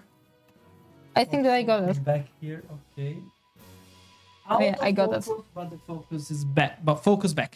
Então, pessoal, vai ter sorteio hoje. The people are asking about I do I don't know how it's called in English, to be honest, but like a bot choose someone from a queue and go. I give a giveaway.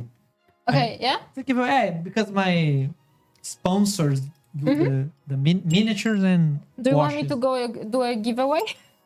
It's like no, don't worry. No, I can. It's very simple stuff I usually give away. It's not that complex because the thing is they send the thing. I'm not. I actually have some stuff but at my home. Sorry, over here. But I will be doing I will be doing a giveaway when I come back on my stream. So yeah. Does it apply to Brazil? Yeah. Ok, vale no Brasil. Quando ela fizer a live dela, cobra ela lá, hein, pra mandar pro Brasil. Ok. So I have some kits. I also want to give away a miniature that I was painting on my workshop. So for example, this one, it's not perfectly painted, but this one, but it looks nice. Oh, it already looks amazing. Away. Yeah. So I decided that I will be giving away miniatures from my workshops from time to time. So nice. if you want something like that, Oh, this is a example of good exercise. So you can, before you start painting, you can just try to blend your miniatures on the underside or on the base of the miniature. So this is the exercise from the workshop. Nice. Ela falou que ela costuma fazer esse exercício de fazer esse blend, essa mistura de cores nessa transição para ir aquecendo e recomendo que você faça embaixo da miniatura ou embaixo da base, enfim. Aí there is aqui Gutenberg just said to you hi and thanks for coming to Brazil and hope you come back more often. Invite me and maybe I will come back sometime. Yeah, nice. But I'm very happy to be here. Also, I'm very happy to be constantly overfed because you have very, very good food. Ela gostou da comida. It's very, very nice. You have very nice mountains. She also likes the mountains from here. Do you know Loot Studios? And do you know that they are from here? They're there? Yeah, I knew Studios. I really like their sculpts, but I didn't happen to paint anything from there, but I actually want to. And at first, I didn't know that they are from Brazil. So Atila actually told me like some time ago. And yeah, like they are very good. They have very cool sculpts, and I like their approach to creating their miniatures, basically. And yeah, right now I feel very inclined to paint something from Studios. Actually, I will be painting on the Dove workshops. I have Medusa from Dove. Yeah. I think that no workshop do Dove, ela vai levar uma escultura da Lute, ó. Essa aí vai ser do workshop lá do Dove de pele humana. Yeah, I think they focus in the other miniature because of the contrast. Yeah, it looks amazing. Not sure why it's not out of focus anymore. I need to fix that. No, because usually when I'm streaming on the internet, something is out of focus. So in this case, I'm monitoring that now. Ok. Ela mostrou então essa vai ser do workshop que vai acontecer no fim de semana agora, tá, gente? Ainda dá tempo de se inscrever. Tem pouquíssimas vagas lá. Se inscrever. I forgot about the link because I'm awful at. But vai lá no Simpla que tem o workshop dela, tá? São 2 workshops. Ainda tem poucas vagas. Se você deixar pra fazer na hora, pode ser que não tenha vaga, mas você ainda pode fazer online se tiver vagas, tá? I'm just selling the course now. Oh yeah, buy my course, guys. Come to me. Paint me. Vamos ver. And let me see. Roberto just said hi. Aleph just said hi as well. Let me see. Oh man, there's a lot. There's the miniature I was painting. Okay, back to the. You want me help you? Let me help you. I will put on the other table. Cool. That's actually helpful. Thank you very much. Okay. I will do because I start the bot because the bot collects the name of the people. The people need to type something in the chat and the bot collects their name, put in the queue, and in the end I hit. Oh, we were almost in the end. My God, the time flied. Oh my God. I forgot. Oh no, the bot's not here. I'm supposed to start from that. Okay. What? I'm supposed to start from this computer, the bot. Can you click? I can try. Okay. The bot. Let me pick those. Okay, let's get them. Okay, yes. Let's get rid of those. They were basically overcrowding the mouse. Yes. Okay, so what should I click? Okay, you need to. You don't want to click this one? Not that? Over here? Oh, Which this one. This one. The miniature. Okay. What do I have to click? Or you can click. This chatbot. Okay. Please. Maybe I will start using it myself. Yes, it's a good one. It will ask. Yes. How many buttons do you have on your mouse? A lot. Sim or no? Sim. Sim. Is mean yes. Sim. Sim. Yeah, I know that actually. Did it open? Okay, it will load. It did. Load. A gente vai começar daqui a pouco, tá? O bot, tá, gente? Eu esqueci, já tá quase no fim aqui, eu esqueci, tá? Desculpa. Deixa eu ver uma coisa aqui. Pergunta aqui. A question from Gutenberg. Do you, because since you work with miniatures, do you find yourself using the hobby to kind of let the stress out or relax and do stuff like that? Or is just an obligation because it's work now? That's from Gutenberg. Valeu, Gutenberg. Thank you for the question. Why we paint Oh, sorry. and reply. I think that if I was supposed to do a job that I hate, so not enjoy painting miniatures, I would find a job that is basically some office job where I would have to wake up at 6 a.m. and travel an hour to a city, and then, do the stuff that I actually don't enjoy. So I enjoy painting miniature, even though it's my work, but I actually, I mentioned before that I was struggling with burnout for the past 2 years. It ended in the beginning of this year, actually. And I had to find ways of doing stuff that is maybe not optimal when it goes for money, but that brings me joy. So, for example, I started streaming, right? And I don't do that very often because it requires from me a lot of organization, basically a lot of organization, which I don't have yet, and I'm working on it this year. But when I have the time, and for example, when I'm not traveling or I don't have some stuff to do, connected to I don't know, family and stuff like that, then I stream, and it really brings me fun and joy because I can connect with people, and I found that I really thrive when I'm talking to people, basically. Okay. So if you were painting alone, it wouldn't be that fun. No, it wouldn't be. Also, sometimes when you paint for a commission, I'm very happy to be a painter that is hired because of his painting style, right? Not every painting, I'm not sure if I said collector, but a painter. So the collectors contact me and they tell me Natalia, paint whatever you want. I just want you to paint this miniature, right? I sometimes struggle because sometimes the project is too ambitious for me, or the miniature has too much texture, and I actually finished painting Tyrande sculpt some time ago. I haven't posted it, but I will post it after I come back from Brazil. So I struggled with that one and couldn't finish her for a long time because it has a lot of detail, because it's basically World of Warcraft design, right? And they have different rivets, different, stuff. Oh, shapes. A lot of details, yeah. Yeah, and I usually struggle with those miniatures. I wanted to paint her because I play and I like World of Warcraft.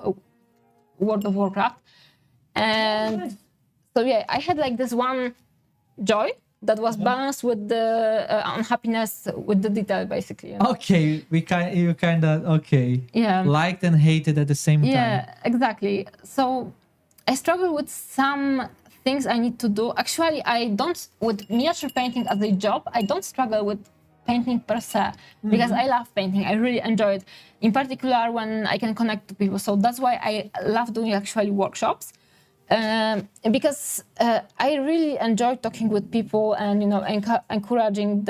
I really love to show people that they really can paint whatever they want to paint. That's possible.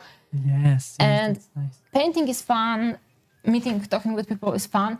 Doing your taxes is not fun. Yeah. Stuff like that. Or posting on the internet. I don't like posting on the internet. I like posting it, but I don't like to be organized with it. And this is my issue, right? Okay, so, constant posting is the problem normally. Yeah. That's why I didn't post on the internet that much recently, my paintings. But again, I need to work on it, so it will hopefully change after I come back from Brazil again, because I will have this time of stabilization. I won't travel for some time after that. Okay. And I want to work on myself then, actually, and try to be more, responsible with the social media, stuff like that. Yeah, that makes a difference. And Sorturion, which is a nickname, is asking about what do you think about the guys and girls who participated in the workshop last weekend? I will be honest right now, right? Because in theory, I should be supportive as a teacher, stuff like that. But you really, this group was very good because, first of all, they didn't struggle with being too afraid to paint stuff and to try stuff. And I find that the hardest elements of workshops are actually when someone is too afraid to try something.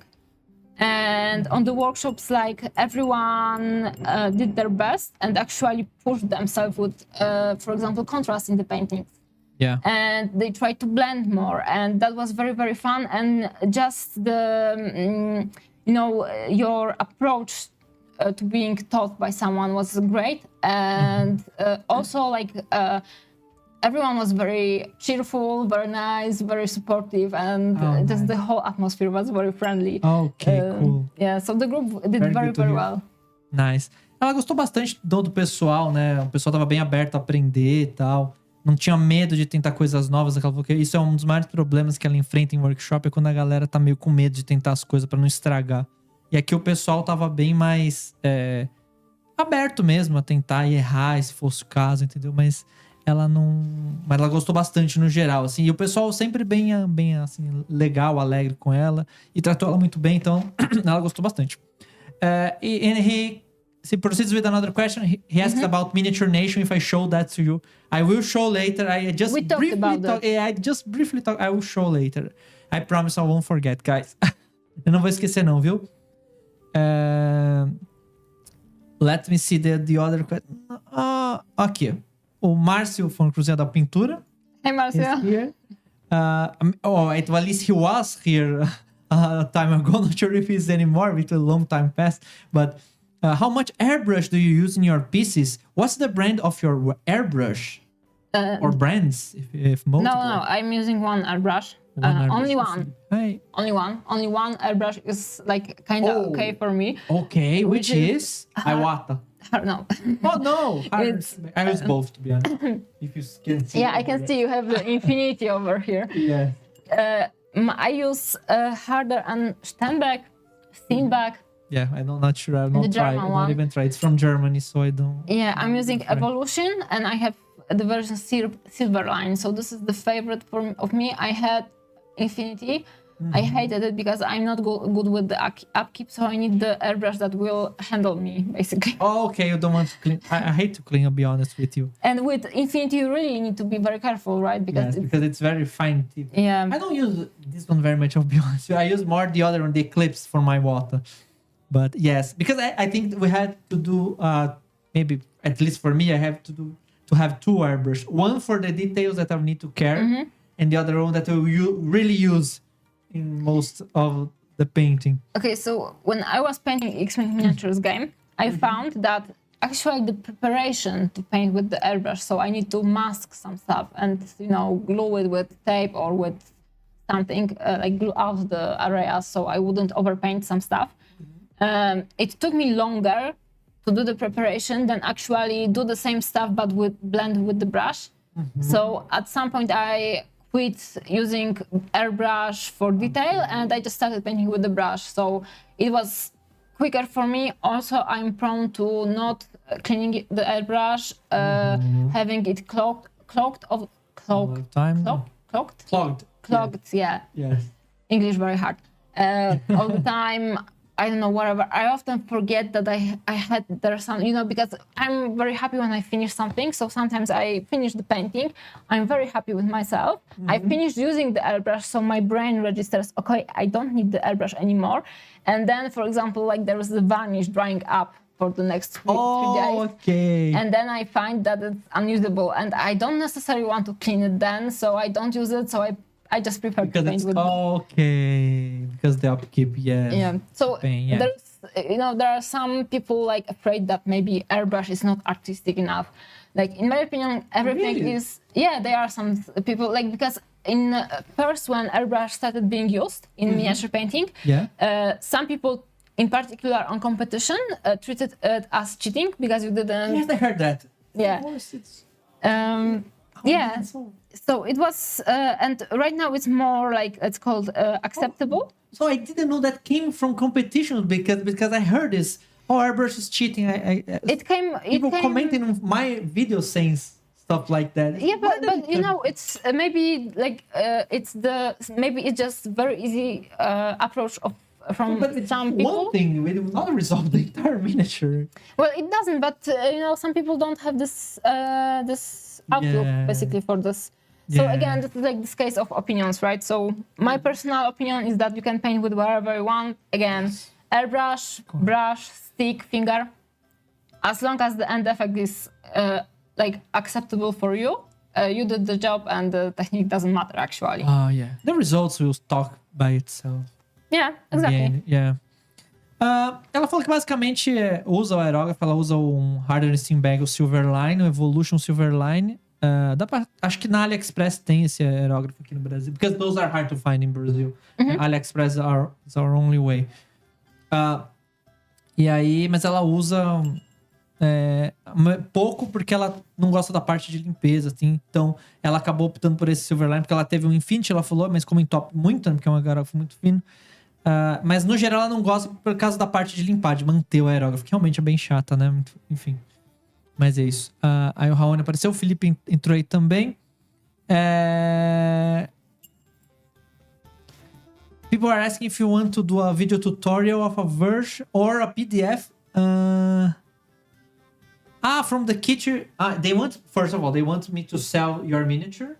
Okay, done. We can do that. It's easy to do that. And they want a tutorial or a PDF or a video, like of one of your approaches in the owl or the other miniature. Okay, it will be done. Falou que. Hey, she will do. A challenge accepted. Challenge Like accepted. that. Okay. O pessoal, people are just saying because things I'll have a lot of delay. The people are now saying about your miniature. They're amazing. It's Thank you. I'm happy that you very like well it. painted. The list goes on, but people loved your work. I'm just painting them so you will actually enjoy them. So yeah, Nice. I'm very happy to hear that. Thank you very much. Ela ficou bem feliz, tá? Ela tá agradecendo muito aqui, tá, gente? Obrigado pelos elogios aí. E well deserved. People asking about the miniatures in the store. Several comments about that. Okay. Yeah. Okay. I just wanted to mention that there will be some copies on Diversal offline for sale at your shop, actually, right? Yeah. And I don't know how many owls we will have, like 10 maybe, and then there will be a few. They'll vanish. Okay, and we have a few of those, the veiled ladies. People are a little bit afraid of them, but if you want to pick one, there will be for sale basically. But we ran out of the copies, and I just couldn't bring more. So I'm sorry about that. But the total of 10 or 10 of each? I think that we have 7 or something like that of the veiled ladies, or maybe 6, and then I think that the owls is a little bit more, maybe 12 or 13 copies. It's not very much, but there's something. Ok, então vai ter lá no Diversão Offline, vai ter na Bem Store lá no Diversão Offline, tá?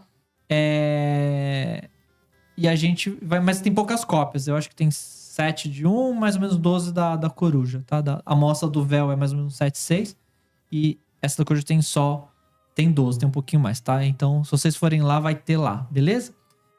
Talvez até depois, maybe after the Diversão Offline, if the rest we can sell online, maybe we can do something. And there will be STL again, so if you E vai ter o STL também. Yeah. Qual miniature? He asked about the miniature of your the workshops. Because the one the guys on the OCL want, they are from Warhammer, the miniatures. Yeah, they are dead rattle skeletons. I think that I picked one, but I'm not sure where he is. Breno asked this one. Oh, I know where he is. Here.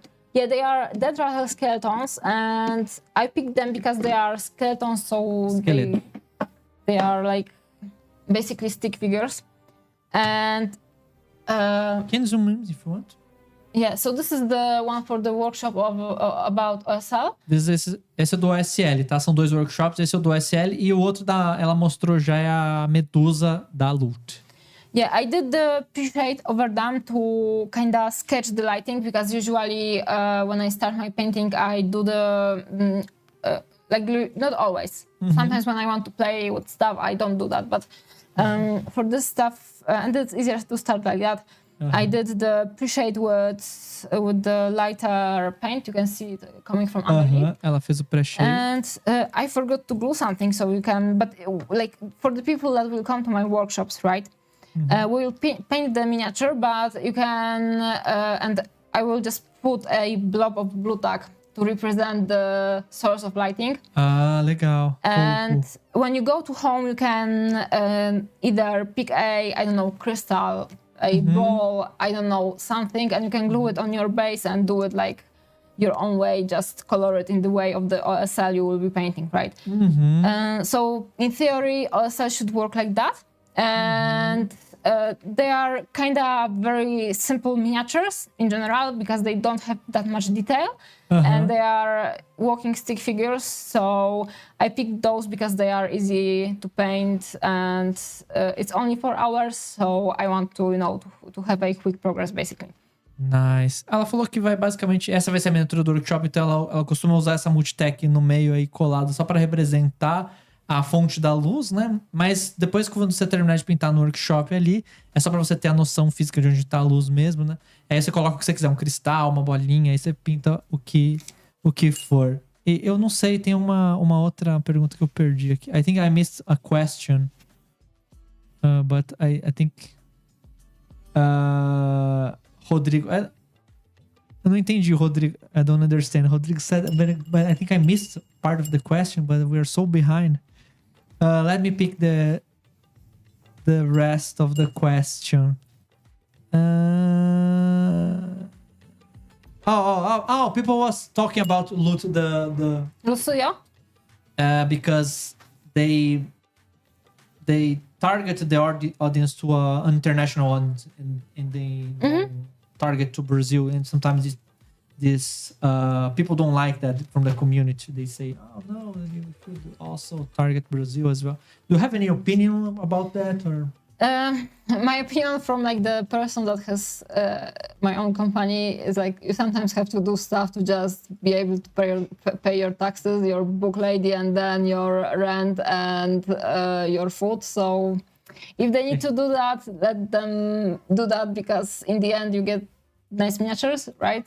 And I don't know, if they get popular in Europe or anywhere, it's good for them because they are very talented, and I don't know, I think that it's yeah. Ela falou que às vezes a empresa tem que fazer o que ela precisa para ganhar a grana, né? Porque no final das contas é disso que eles estão... É isso que ergueu a empresa e continua, né? Ela tava falando isso de um ponto de vista de alguém que tem uma empresa de miniaturas, né? Então é meio... You just sometimes need to be practical, Você tem que ser prático às vezes e fazer o que é preciso ser feito para tirar o seu sustento, tá?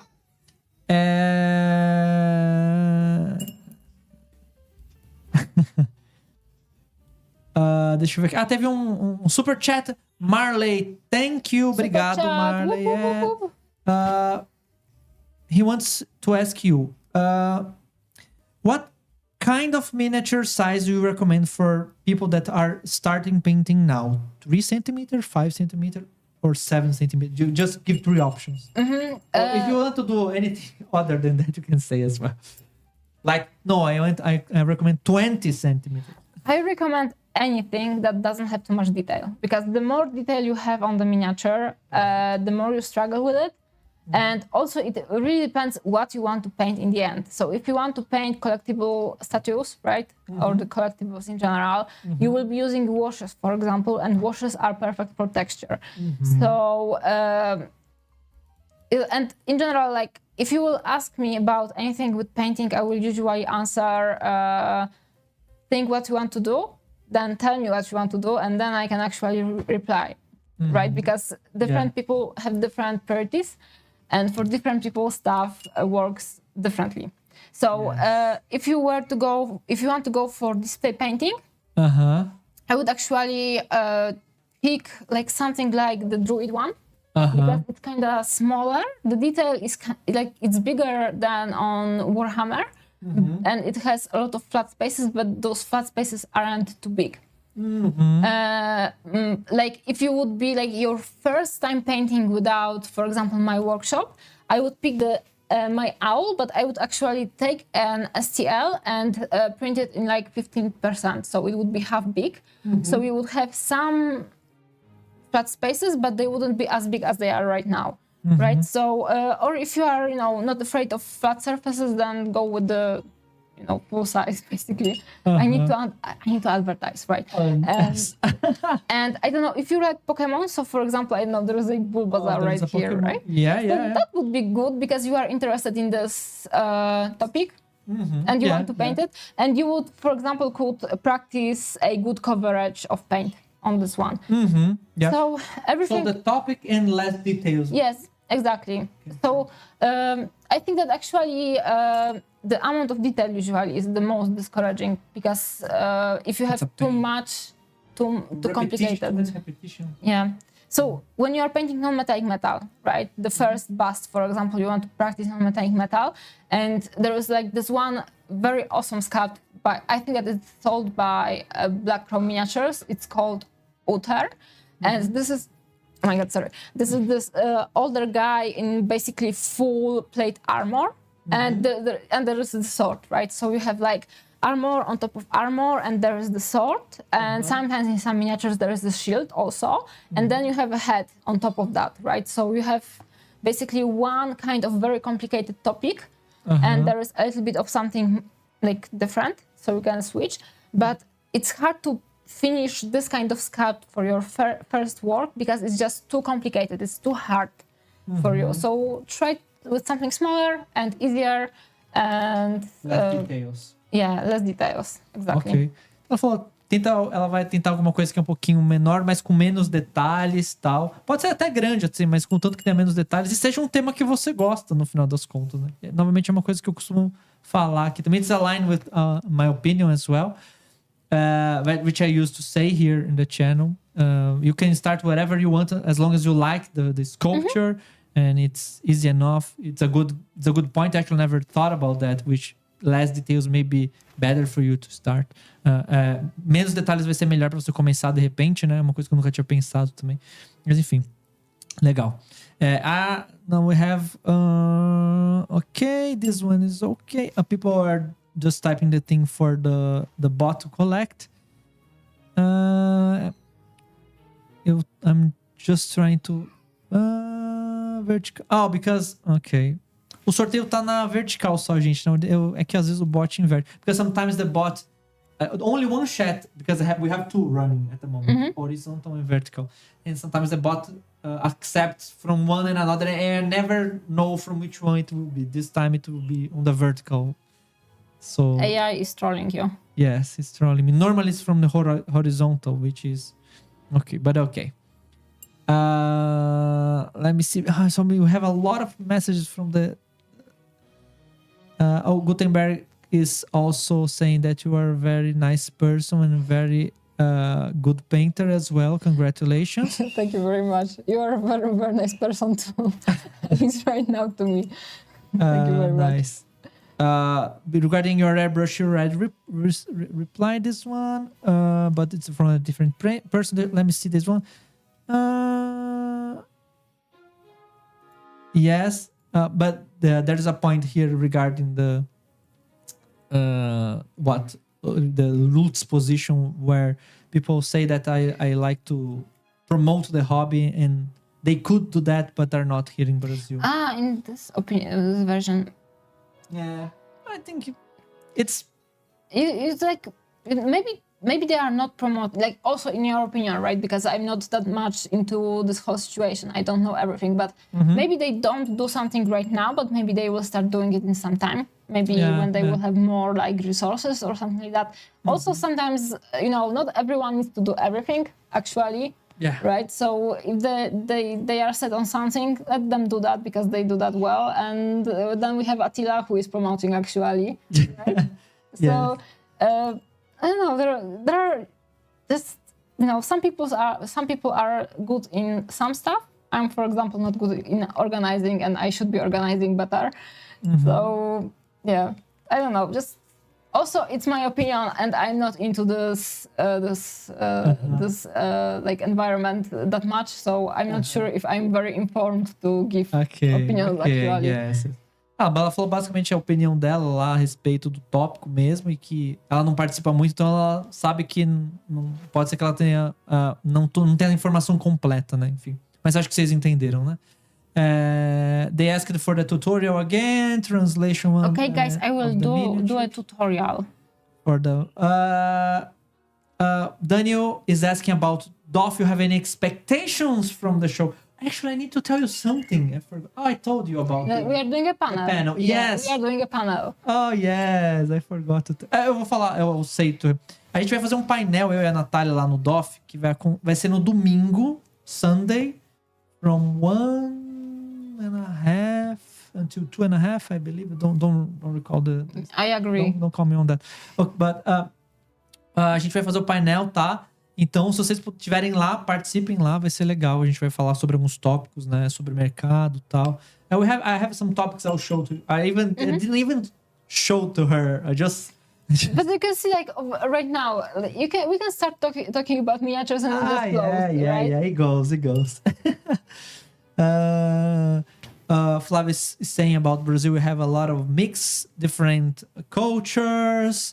People from a lot of different parts of Brazil, of Europe and Asia, like me. I didn't know, like, when I came to Sao Paulo, I actually was informed that there is a very strong Japanese minority, but when I was reading about it, I was like, basically, what the fuck, right? How did you come here, right?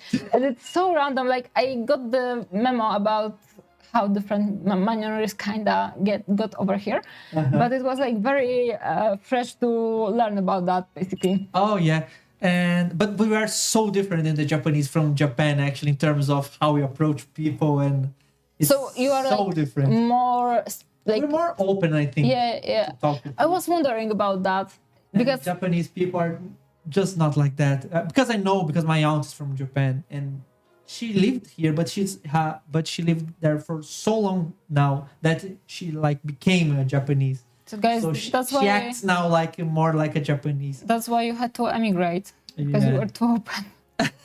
Yeah, maybe that.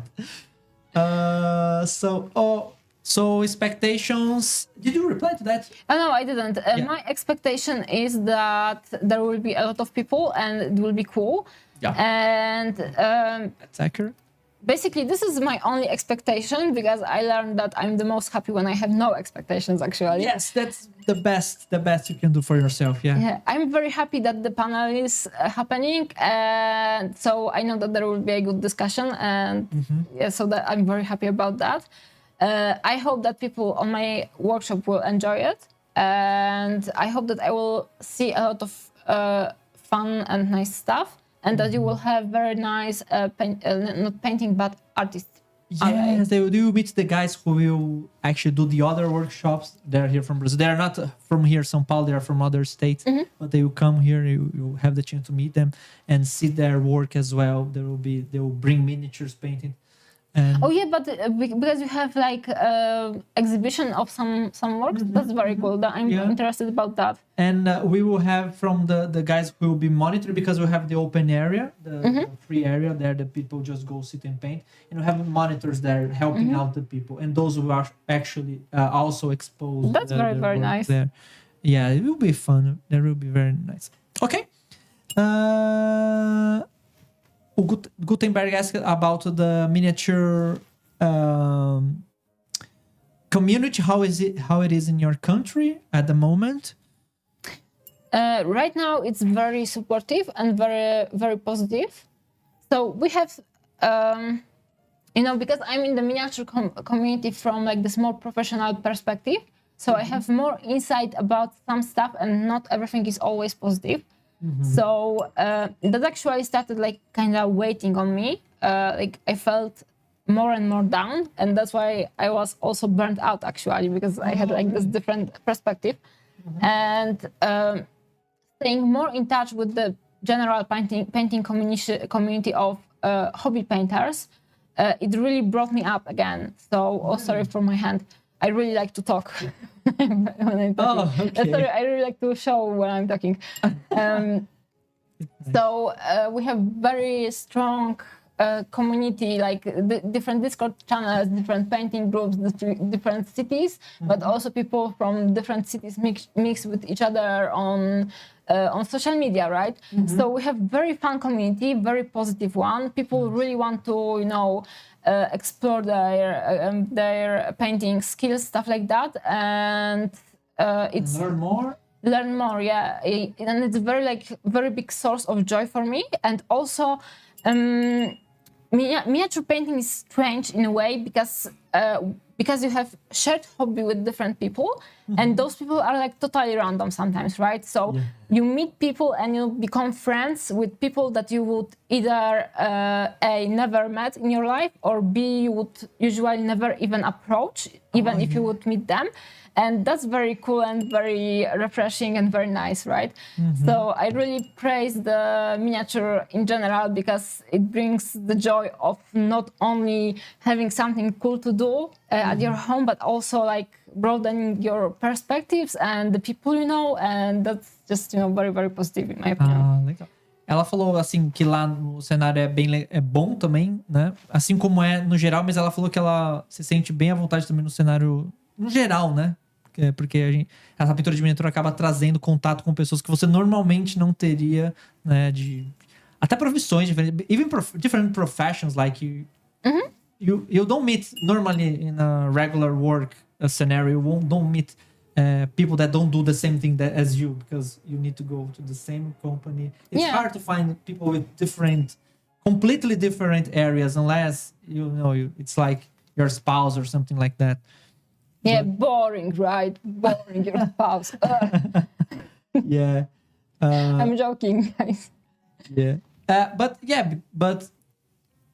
Mas ela respondeu que, no geral, assim, ela sempre é uma coisa que deixa ela muito pra cima, né? E ela gosta bastante. Tanto lá no país dela, mas acho que ela, no final, acabou falando mais da parte da comunidade como um todo no mundo, né?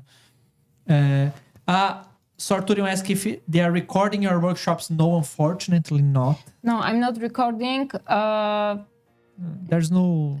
it's hard to record actually painting a little bit. Because you don't stay in the same place. Yeah, when I do workshops, I actually don't paint that much. And I prefer to spend time one-on-one with people. So I just paint a little bit and then I go around the class, I talk with people, I show them how to do something.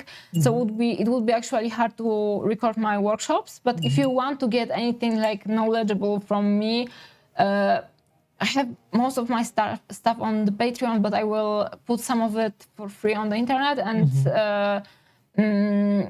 VODs are actually on my YouTube channel, and I explain some stuff over there, but also some VODs have like 3 hours length, so not everyone has the patience to sit there and listen. But I have some that are like particularly on a topic, like 2 or 3, and there I try to stay more informed and more like distracted, less distracted. Sorry, yeah. Okay, yes. So you can try to check it out, maybe. Ela falou que o do workshop do DOF especificamente não, né? Mas no geral ela não acho que é difícil filmar workshop mesmo, né? Mas ela tem alguma coisa no canal dela e no Twitch também, mas ela posta no YouTube, né? Então tem bastante coisa que você pode entrar lá e tentar ver. Tem vídeos longos de 3 horas, assim. Se você tiver querendo. Então ela tem alguma coisinha lá que já dá pra vocês verem, se vocês quiserem.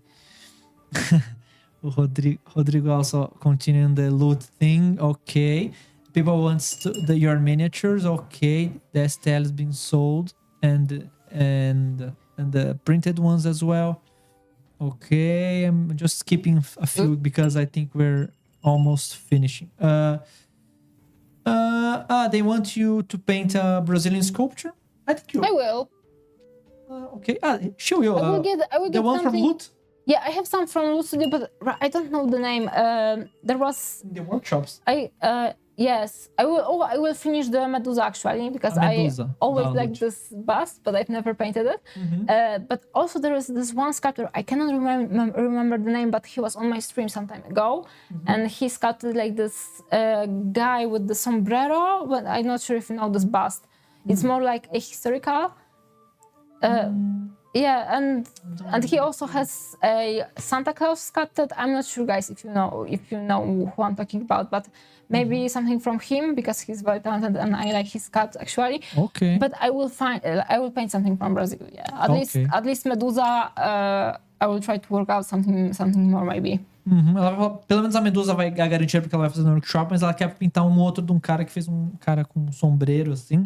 E aí, eu não sei quem é, ela também não lembra do nome, mas rolou no Putting Paint.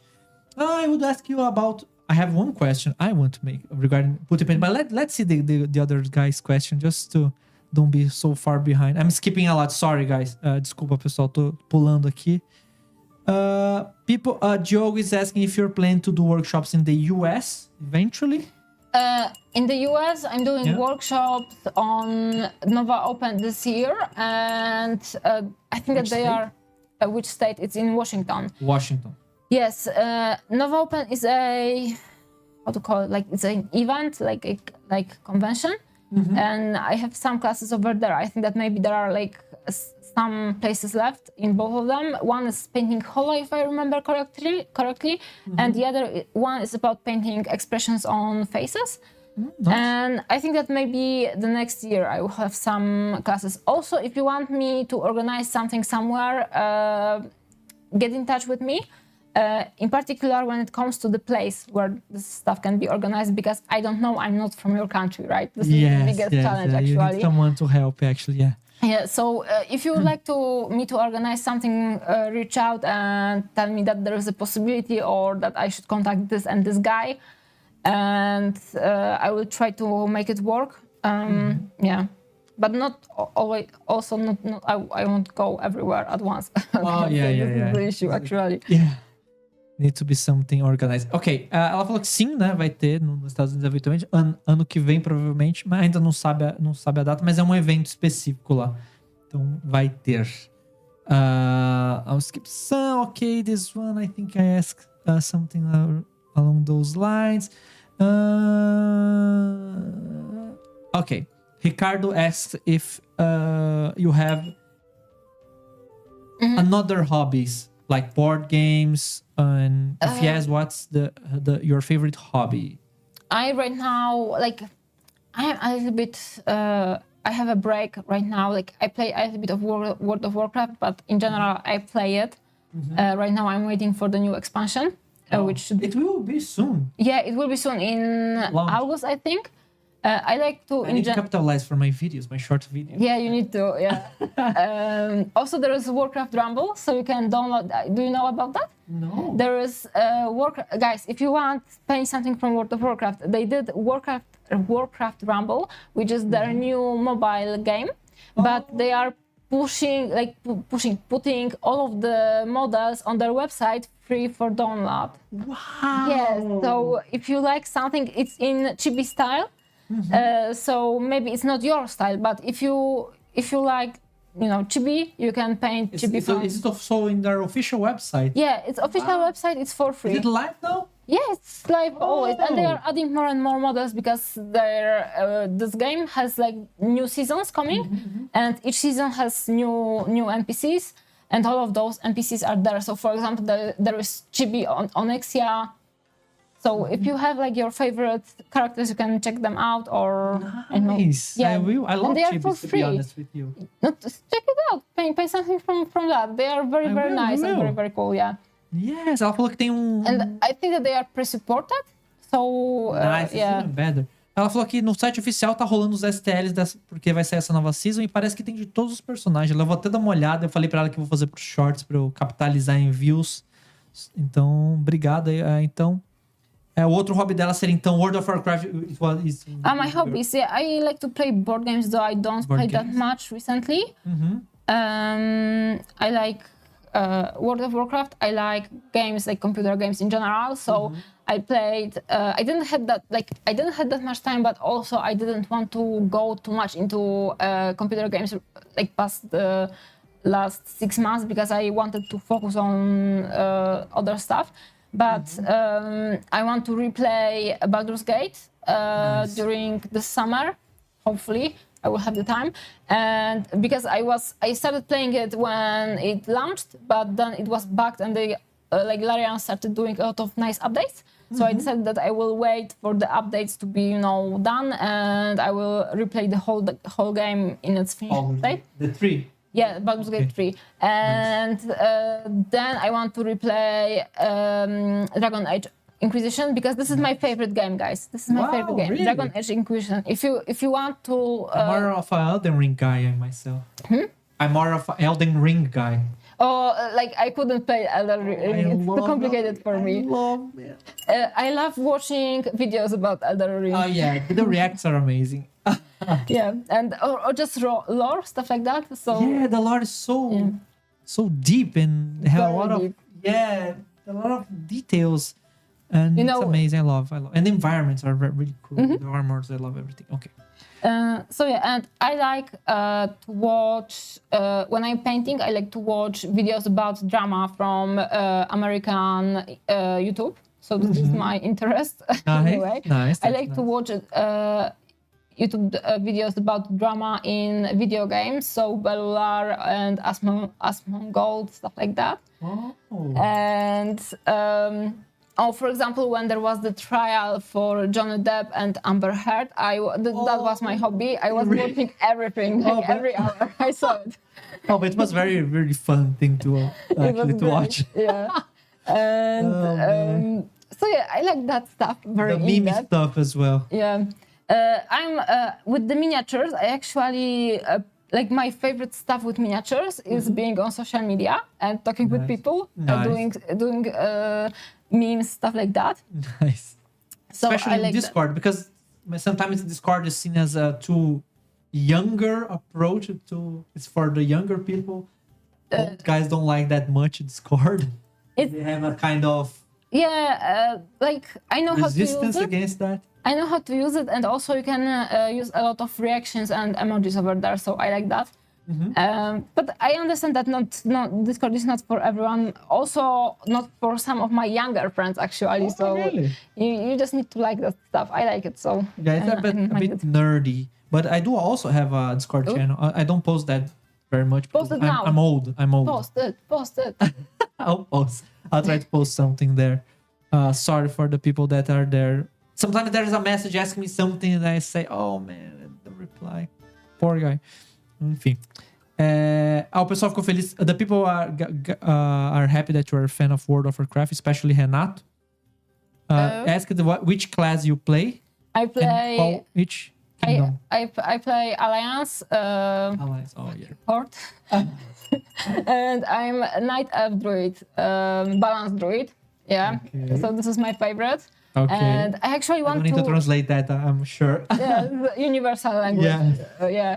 And I actually like to play only this one class, and I have some other alts created. But I don't know. For me, my World of Warcraft experience is being a druid, right? So nice. I like to play this one character. Yeah. Okay, that's nice. And also my another hobby is farming mounts. I like to farm mounts. Yeah. And different transmogs. Yeah. So this is it. People said for the Alliance. Yes, for the Alliance. People are saying that's time to dinner. Yes, and I agree. I have to eat something. Okay. So I think I think you're. Let me put the camera over here. Oh, sorry. I think you're good for the painting today. Do you want to explain what you did here? Okay, so I didn't do much because I was busy talking, and this is the stuff with actually streaming the miniature painting. You talk more than you paint. Yes. And I just added a little bit stronger shadows, and I tried to keep them uniform. So in the back, for example, you can see that the lighter part actually became more similar with the color to the darker pink, but it doesn't matter because your eyes in the end will read it as separate colors. Also, there should be a darker line separating those two, so I will maybe quickly add that. Okay. So I painted stronger shadows because I like to have strong shadows and stronger contrasts. Sure. Okay. In my painting. So I did that. And I started painting shadows in the skin tone, but halfway through I forgot about it, so I didn't continue.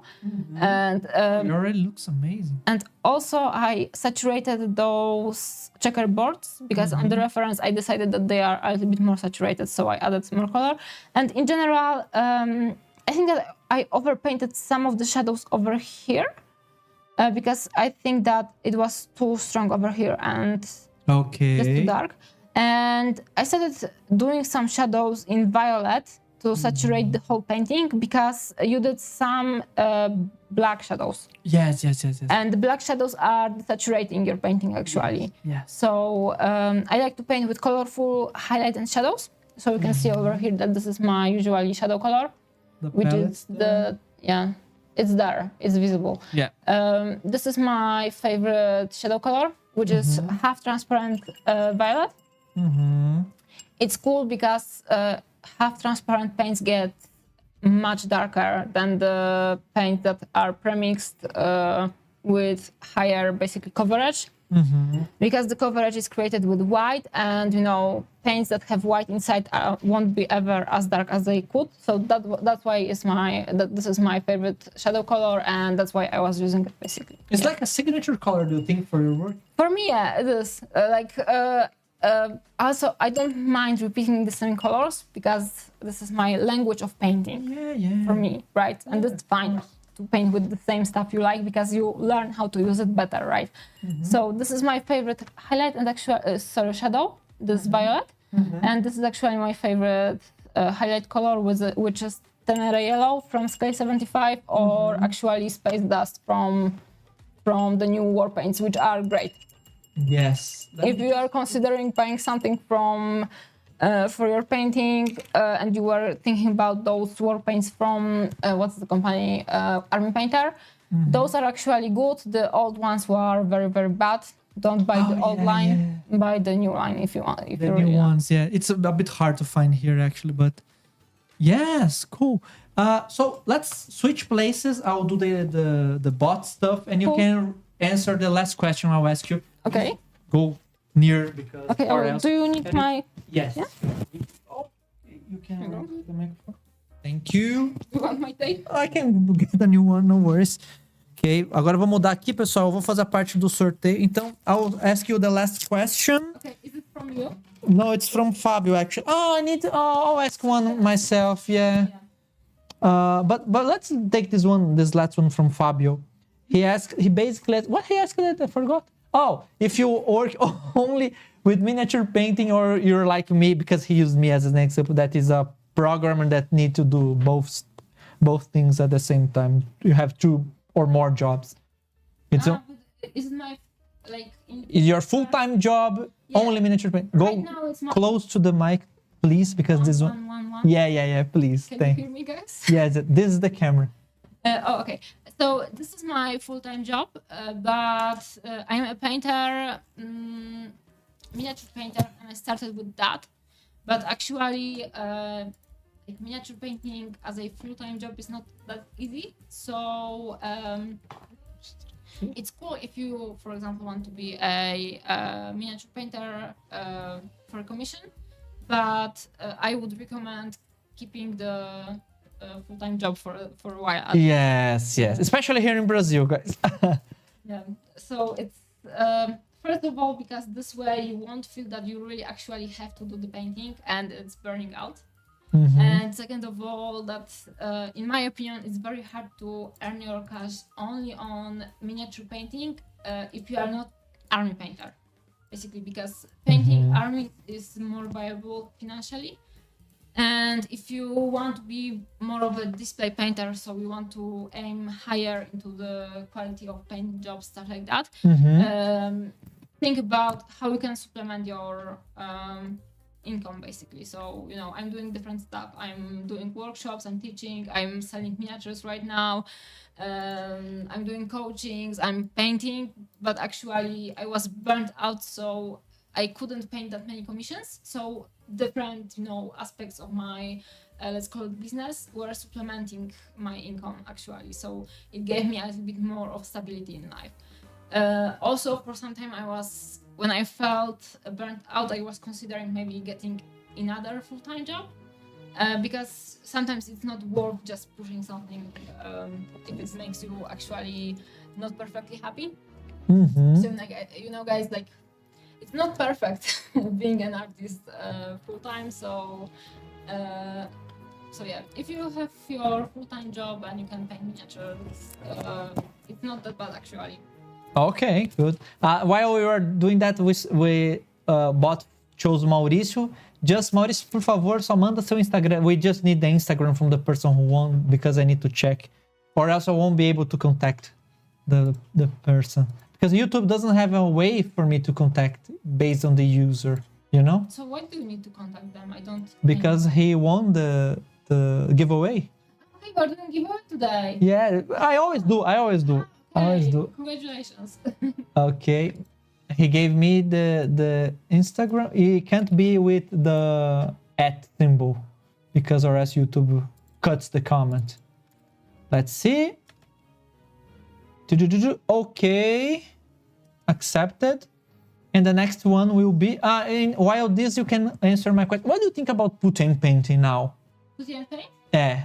I'm not the sure community. If you, like the website. Yeah, the website. I'm not sure if you know, but I'm an editor on Of course, I know that. So, right now... She's one of the editors, in case you didn't know. I'm an editor, guys.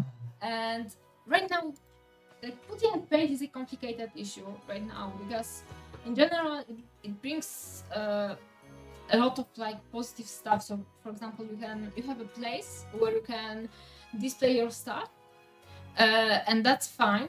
But I think that the issue with putty and paint is that the scoring system, basically.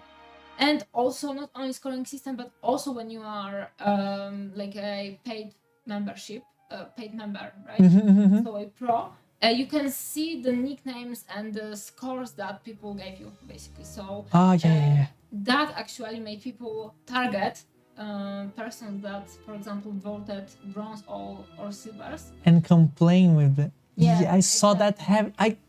It was. And you know what is the issue? The issue is that the algorithm in putty and paint works right now in a way where in the beginning it was meant to mimic the medal system from competitions, right? So people were meant to honestly give you prize you with medals. If they thought that you deserve bronze, you got bronze. For silver, and for gold. But you could give props actually, so no score at all. You just enjoy it. Click, enjoy, good luck, right? It doesn't actually influence the scoring system there. But people started overvoting, so most of the people started getting golds, and the overall score was getting higher and higher and higher. And when someone like honestly voted for bronze or silver, the algorithm was putting the overall numbers down.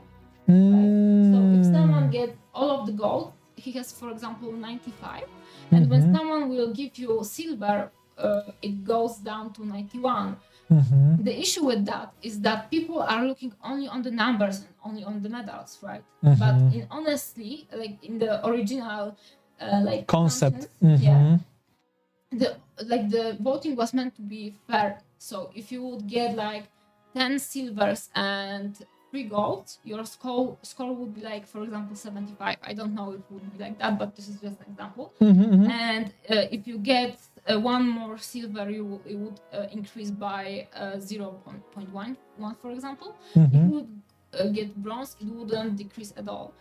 But because everyone is voting, and you know, if you didn't like something or you didn't thought that it deserves a medal, because actually a medal is a prize, right? So by giving someone medal, actually we are thinking, okay, this is a piece worthy being, you know, awarded something on a competition. Right? So people started abusing the medal system because, you know, they thought that medal is actually a score because close to the mic. Closer? Okay. Yeah. Okay, so people actually started doing only the medals and they forgot about the props. So, and when... It's meant like an offense when you receive right props. now it's an offense to give something else than gold, and actually people... Or props. Yeah. I never saw... With props, you don't even see the score changing. Yeah. I think that you can maybe see. I don't remember right now because I'm not a paid user right now. I'm not sure if you could even see the props. I don't know why either, to be honest. It's not perfect. Right? But bronze, I never saw bronze being gave to anyone. And right now it's just the system. It's not that bad, but it's not working because first of all, I think that people don't understand how the system works. Yeah. Because they think that they see that okay, you need to score, so you are actually scoring. You are picking the medals, and if you want to be nice, you are picking gold, right? For example, like how someone painted something. But you don't actually have to score. You can pick props, or you don't have to score at all. Actually, I think that props works nicely because it's an interaction, and interaction usually works, right? So overall, the system is not working as it was meant to work, and there are like different layers of these issues. There are different issues with putty and paint because of that. And at least the editor's one is like what this is serious people is aiming, I think, nowadays. But also there's a lot of like commission painters. This is like something I'm not sure if I should be talking about that. But I will talk about it the deep stuff. I don't actually I will talk about it because I will be honest, right? There are some of the editor's picks that are awarded after one day of the work being on the site, and there are some editor's picks that are awarded after a week, for example, right? And also when something gets editor pick, the way it's displayed on the editor's pick lineup, there is one big and there are 4 small editor's pick, right? Yes. So the one big editor's pick will be the last editor's pick that was uploaded on the site. Not actually. Let's switch again because the microphone is better for you. This one. Okay, sorry. So actually, when a work was uploaded on Monday, for example, and it got the editor's pick on Thursday, it will be on the smaller box on the site. Even if something else did editor's pick but was uploaded earlier. I'm not sure if you are catching my, but the dates actually matter. So when someone also is, a well-known painter and he has his friends amongst the editors, he will, and I'm not saying that he doesn't deserve the editor pick, but he knows that, okay, I'm posting the work on this day. I will tell all of my friends that, hey, I posted, you can vote or you don't have to. And they will get the notification that, okay, today if, for example, if the editor sees this upload information, he sees that he likes this work, for example. So he knows that he can go to the site and actually award the voting. And usually, if he wouldn't be aware about that or wouldn't get, bonked by someone to go to the site and do the voting at that day, he wouldn't maybe award this editor's pick. Okay. Do you understand the issue? Yes, I will try to relate just a bit. Vou tentar traduzir o perguntei do Put and Paint para ela. Ela falou que tem basicamente um problema que ela vê em relação ao sistema de scoring deles de medalhas e tal. Que tem a galera que tá meio que abusando ali do negócio, usando da forma incorreta. E aí eu perguntei do Editors, né? E aí ela falou que o Editors, como tem gente muito que se conhece ali, então às vezes o cara aproveita disso para, por exemplo, ele posta, ele avisa a galera e fala, dá uma olhada lá, fiz um editor lá. Sendo que se ele deixasse normalmente lá, às vezes o pessoal não ia ver e aí não ia dar o editor para ele. Então tem um pouco disso também, né? Mas, but okay, not all tools are perfect, yes, because it will depend on how the user uses it in the end, right? But okay, I got the point. Mas acho que eu entendi, acho que é meio que isso mesmo. But I think that's it, guys. Pessoal, obrigado, tá? Hey, thank you. I love you too. You're seeing the comments. Yeah, I can see it. She can see now. You can type in English the comments. Vocês podem digitar em inglês que ela vai entender, tá? Então, o pessoal tá falando, tá se despedindo. Então é isso, pessoal. Agradeço vocês. Tá quase 3 horas de live. Almost 3 hours of live. Miniature Nation doesn't have this problem. I'll talk about Miniature Nation. I need to check it out. I'm very curious about that. Thank you so guys for all the comments. Obrigado, pessoal. Obrigado, Dani, o It's Me, o Diogo também, o Thiago, todo mundo se despedindo aí. Obrigado a quem ficou, tá?